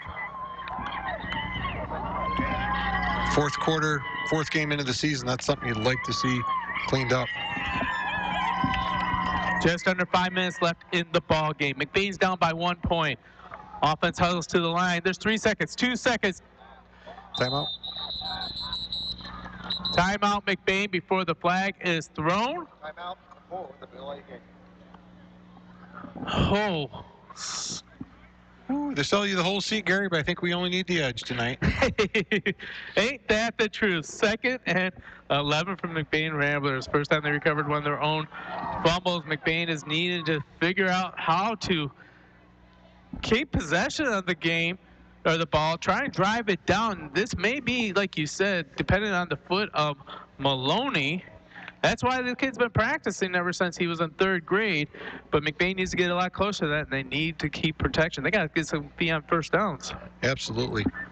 And he's got a big leg. He's only a sophomore, but, you know, I saw him in warm-ups. He was consistently kicking them through the upright at, you know, at the 35. So to get that, McBain's really got to get down to the 20-yard line to make it a comfortable kick. But even that's not comfortable at the high school level. But he's got the capability. It's a weapon McBain hasn't had in their arsenal in several years. So we'll see if it'll come down to that. McBain double wing formation. Murphy spread out wide.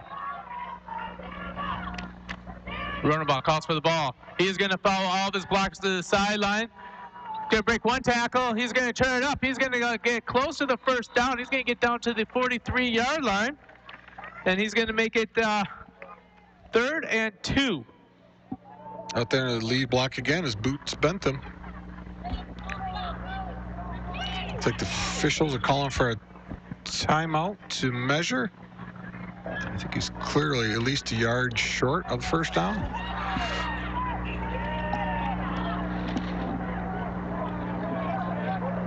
But they're having a huddle out there, having a discussion again. Are they going to call for the measurement? No, they're winding the clock, so it's 4:43 left according to the Huntington Electric scoreboard. McBain's down by 1 point. Raise the roof, raise the roof. That means they want to reset the clock to 25 seconds for the play clock. McBain's already got the play called and they're ready to go to the line. Pass formation out there, looking maybe for an RPO. Running ball, he needs a yard. Maroon zone right now. Running ball's going to keep it. He's going to go up the middle there. He's going to get the first down, and he's going to drag himself a little bit further as he gets all the way down to the 40-yard line. They get another fee on first down. You move that clock, or excuse me, you stop that clock in high school. When you get a first down, they get the chain set. McBain's going to quickly get up to the line, be ready to go with another play. Quickly. I would have thought they would have moved up quickly, but hey, that's why I'm standing up here, and they've got coaching staff down there to know what they're doing. Just about 4 minutes left in the ball game. McBain down by 1 point. They are on Roscommon 40-yard line. Tight formation. In motion's Miller. Jet sweep to Miller. Miller's going to try and get the edge. He cuts inside, breaks 1 tackle, but he's not going to get past Jensen as he only gets a 1-yard gain. 2nd and 9 for the McBain Ramblers. That's it. Jet sweep that's been working all game, but just wasn't there on this play. Clock keeps a winding. 3:39 left in the ball game. Huntington Electric scoreboard shows the home Bucks 29, Ramblers 28. McBain breaks the huddle. 2nd and a long 9. Run personnel in. Rolling the ball. Gets the snap. He's going to roll out. Looking for Murphy. Murphy catches the ball at the 23-yard line. He's down to the 10. He's going to go down to the 5. Tackled at the 3-yard line. Ramblers are in business. What a play by Murphy.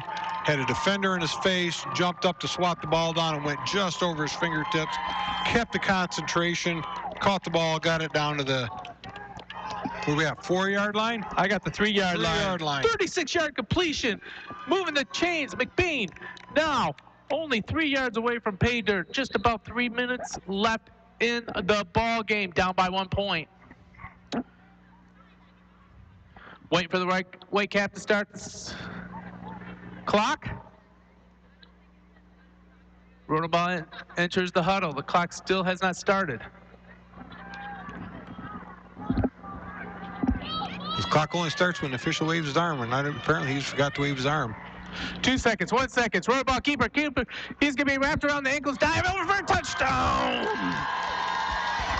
Ramblers score. With 3:02 left in the ball game, making the score now 34-29.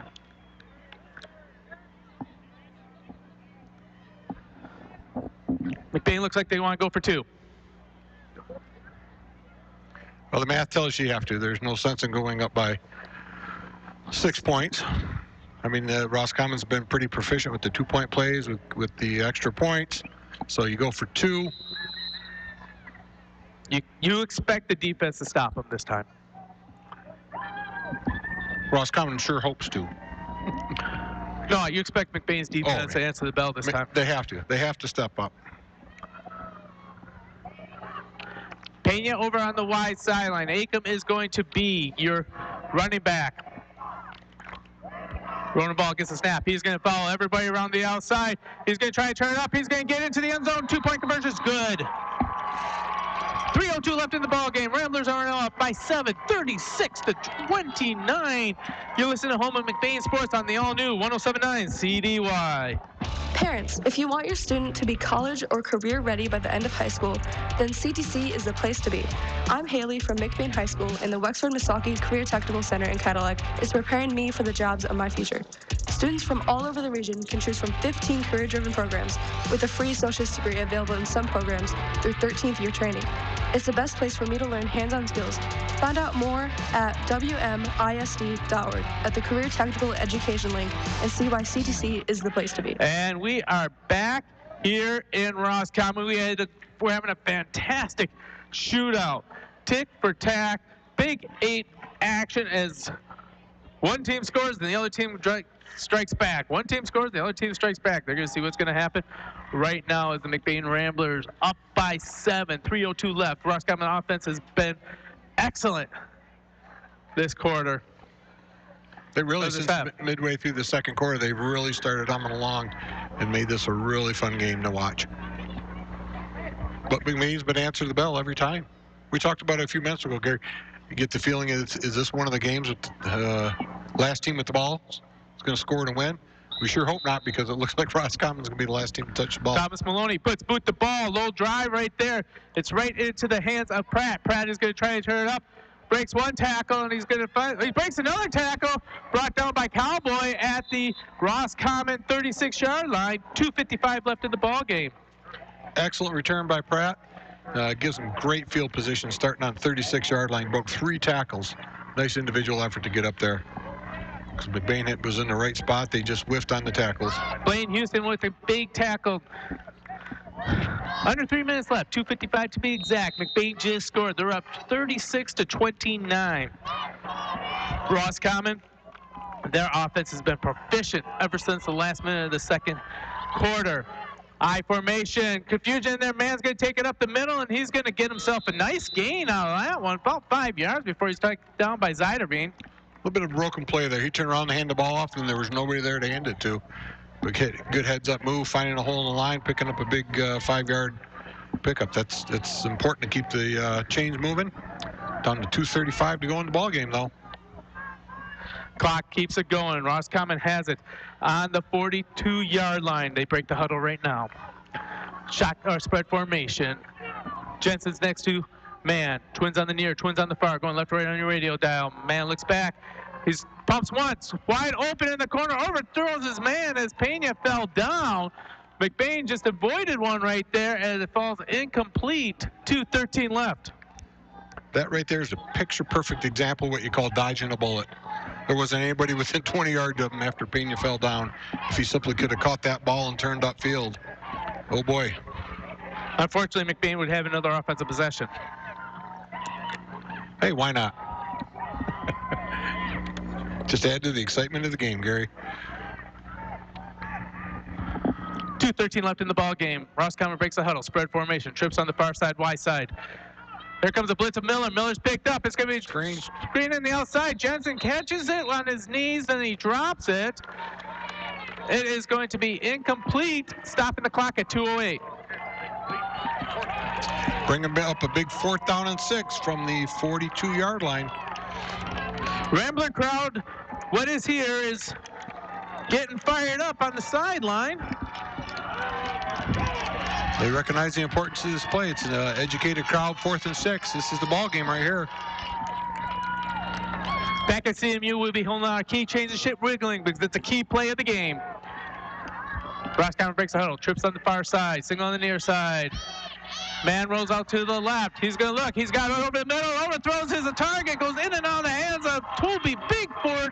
Falls incomplete. 2:03 left. McBain will be taken over on downs. So McBain's got an important job to do right here. They have to handle the snaps cleanly. They have to have the handoffs cleanly, which they haven't done a great job of to this point in the game. Been 4 fumbles. So something they absolutely cannot avoid. How many times does timeouts does Roscommon have left? Do you know? I thought they're at 2. Okay. So McBain cannot kneel the game out. 2:03 left.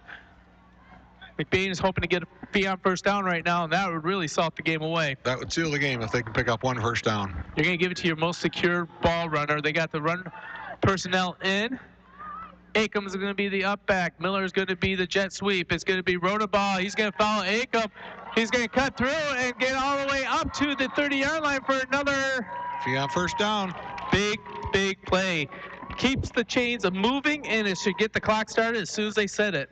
More importantly, they didn't have risk any chance of a handoff. I don't think you're going to see anybody other than Rodenbach carrying the ball for the rest of the game. And I think Roscommon's going to realize that too real quickly. Absolutely. Clocks are winding. But knowing it and stopping it, again, 2 different things. 1:45 left. This has been a whale of a ball game. Rams are up 36-29. They're in no hurry. 19 seconds left on the play clock. A great big play clock right facing Rodenbach, so he's going to wait till the last second or 2 of that play clock before he snaps the ball. Rodenbach's waiting for the count. He sees 5. Take it. Rodenbach's going to run to the far sideline. He's going to be wrapped up right at the middle as that one's going to be brought down immediately by Ricky Hollister. And that tackle's going to cause Roscommon to use one of their last 2 precious timeouts left. They have 1 left. Ball came out again on that play, Gary. I don't know if you saw that right at the end. As Rodenbach was going down, the ball squirted out. Boots Bentham had a big recovery right there.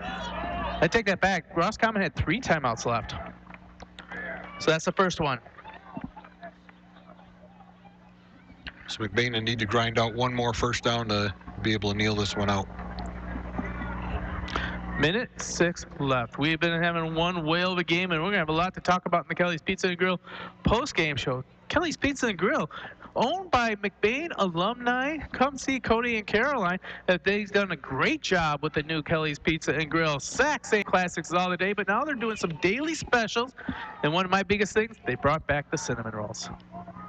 Love me a good Kelly's cinnamon roll. I don't like the frosting. You get one of those, you ask for it warmed up, and then they take this paintbrush of magic and they just slather butter right over the top of it. Oh my goodness, you think you may be in heaven when you have one of those Kelly's without frosting. That's the way I like to go. Some people like the frosting. I say nay. Butter, and it's better with butter. I'm a frosting guy, Gary. Well, they take the frosting and the butter, and you get the best of both worlds. Minute 12 left in the ball game. McBain's up by 7. Trying to squeeze out another first down. Rodenbaugh keeps it. He goes against the pole.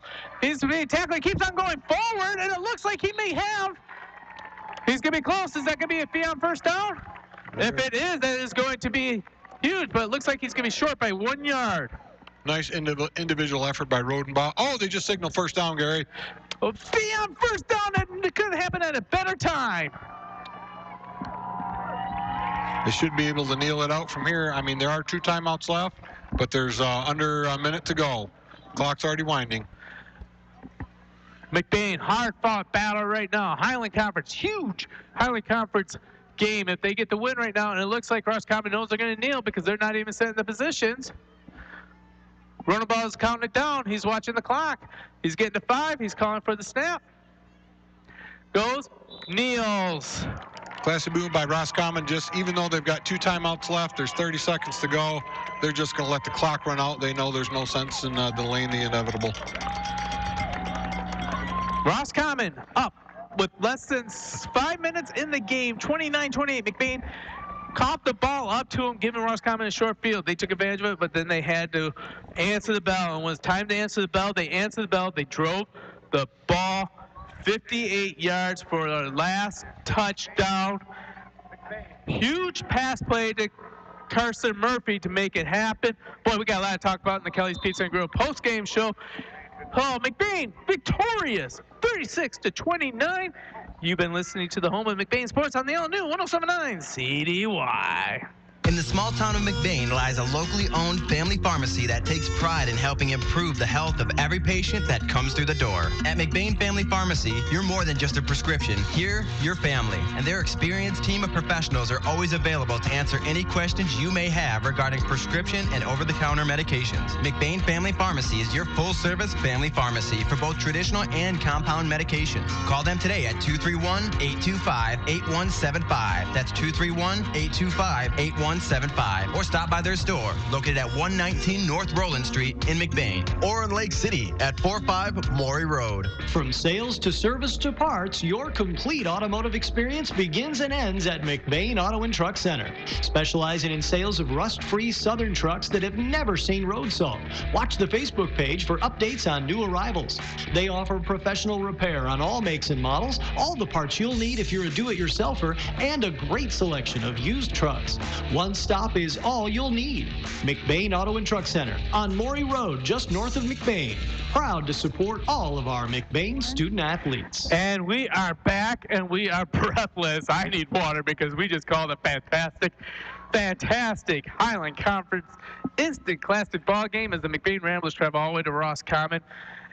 And they win at the end, 36-29, but it was not in the bag until the last whistle blown. You're listening to the Kelly's Pizza and Grill post-game show. Gary Hawkeye Vanna joined by Brent Neverth. Brent, your thoughts on that game? Well, Gary, we talked about it before the game kicked off. We said, hey, these Roscommon Bucks are coming in at 0-3. McBain's coming in at 2-1.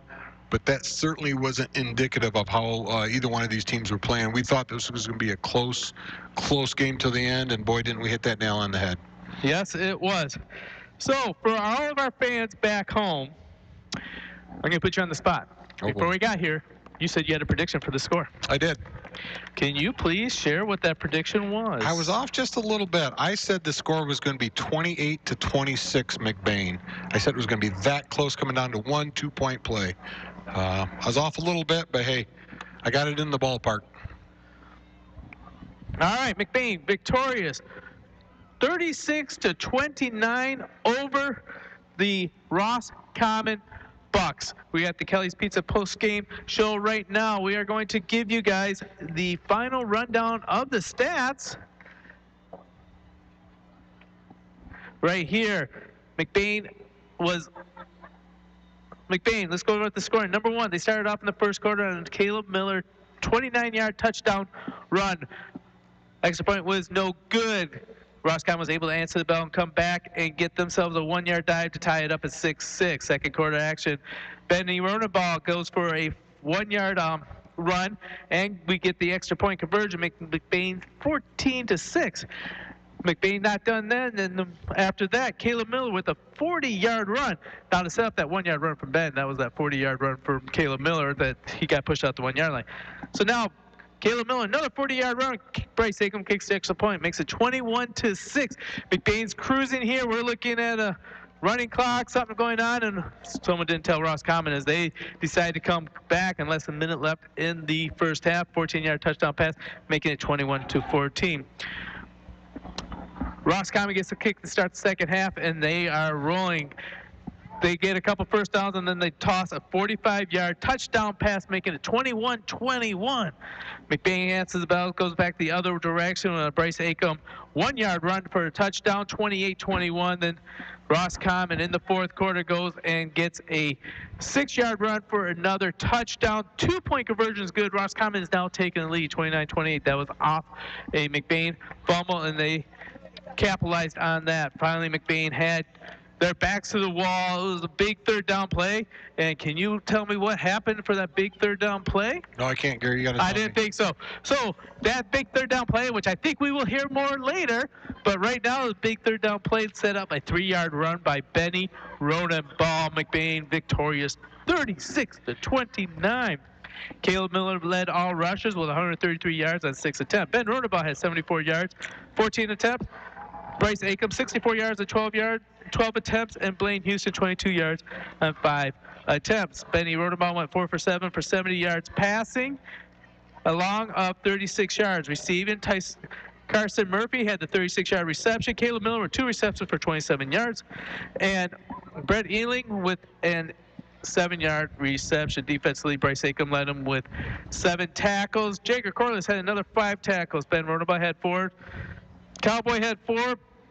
Caleb Miller had 4. Carson Murphy had 5. And we had big defensive blocks as we had 2 knockdown passes by Darius Pena Perez. Key defensive plays. And then we cannot forget the Wyatt Ziderbean with 3 tackles blocked. Punt. That was a huge turnover to give McBain another chance out there. And we also had the Brett Ealing interception to end the drive in the first half. That is a quick rundown of your Northern Truck Service stats during your Kelly's Pizza and Grill post-game show. At this time, let's give some post-game awards. First award we're going to give, Judy K. Gildy Photography, Picture Perfect Play of the Game. Who do you got, Brent? Play of the game, Gary? Play of the game. Play of the game, Gary. Gary, there's in the first half, there were 4 big plays that you talked about. You talked about the Caleb Miller 29-yard run, the 40-yard run. You talked about the block punt by Ziderbean. You talked about the interception by Brett Ealing as Roscommon was driving down. But the play that stuck out to me at 3:06 left in the fourth quarter, down 28-29, the Ben Rodenbaugh to Mr. Murphy, 36-yard pickup to take the ball down to the 3-yard line to allow McBain to punch the ball in and put the winning score on the board. That was my picture-perfect play of the game. I cannot deny that at all. A lot of great plays on there, but I would have to say that's the best of the best. So, once again, we want to thank the sponsors to make this all happen. Big shout-out to McBain Auto and Truck Service, Boss Design Company, Sunshine and Roses Boutique, Cadillac Auto and Truck Service, McLean Transmission, Fiam, Northern Truck Service, the Greater North Service, Wexford Misaki CTC, McBain Rural Agricultural School, Kelly's Pizza and Grill, Pluger Mechanical, McBain Lake City Family Pharmacy, Littletown Jerky, Huntington Electric, Burkholder Family Funeral Home, Judy K. Gildy Photography, and McBain Hardware. Without them, this could not happen. Please give a big thanks to any one of those businesses. Stop and say you appreciate them, letting us tell you what's going on when you can't make the road trips or whatnot. Oh, without further ado, it's time for the Boss Design Company Hawkeye Player of the Game. A lot of good options out there, a lot of great defensive plays. I was going to say DPP had some great defensive blocks out there. He did. As well as some of the offensive line. Boots Bentham was really kind of exciting, but I want to know who you think is the Hawkeye Player of the Game. There were really 3 or 4 guys that stuck out to me. We talked about that block punt by Mr. Zeiderveen. You talked about the DPP pass breakups. You talk about his some of his downfield defensive blocking. Carson Murphy was a candidate there. But at the end of the day, I picked somebody that did not. You're not going to find him on the stat sheet. The plays aren't going to show up unless you watch the film. And then the first 2 big plays that McBain had, the 29-yard run and the 40-yard run by Caleb Miller, easy to pick Caleb Miller with all the yards that he racked up. But neither one of those plays would have happened without Darius Pena-Perez picking up those blocks 40 yards down the field, maintaining the blocks and springing those things. So, and then defensively, Roscommon was driving at one time at the 39-yard line, a 4th and 6. Darius jumped up, used his athleticism, knocked down the ball, turnover to McBain. So Darius Pena-Perez is my player of the game. So the MVP goes to DPP as your Hawkeye Player of the Game is Darius Pena-Perez, brought to you by Boss Design Company. Congratulations, Darius. Stop by and you will get yourself a special gift card donated from Twisted Cow, as they provide a small discount gift card to every single one of our players of the game. Twisted Cow. You know what's great about Rolling Wraps and football? They both make Fridays better. Absolutely. All right. So without much further ado, this is Gary Vanna for Brent Neverett, and back at the station, Haley Miller. Thank you for listening tonight. Remember, we'll be back next Fridays as the Ramblers host the Houghton Lake Bobcats and more Highland Conference action. You've been listening to Home of McBain Sports on the 107.9 CDY. Good night, boys.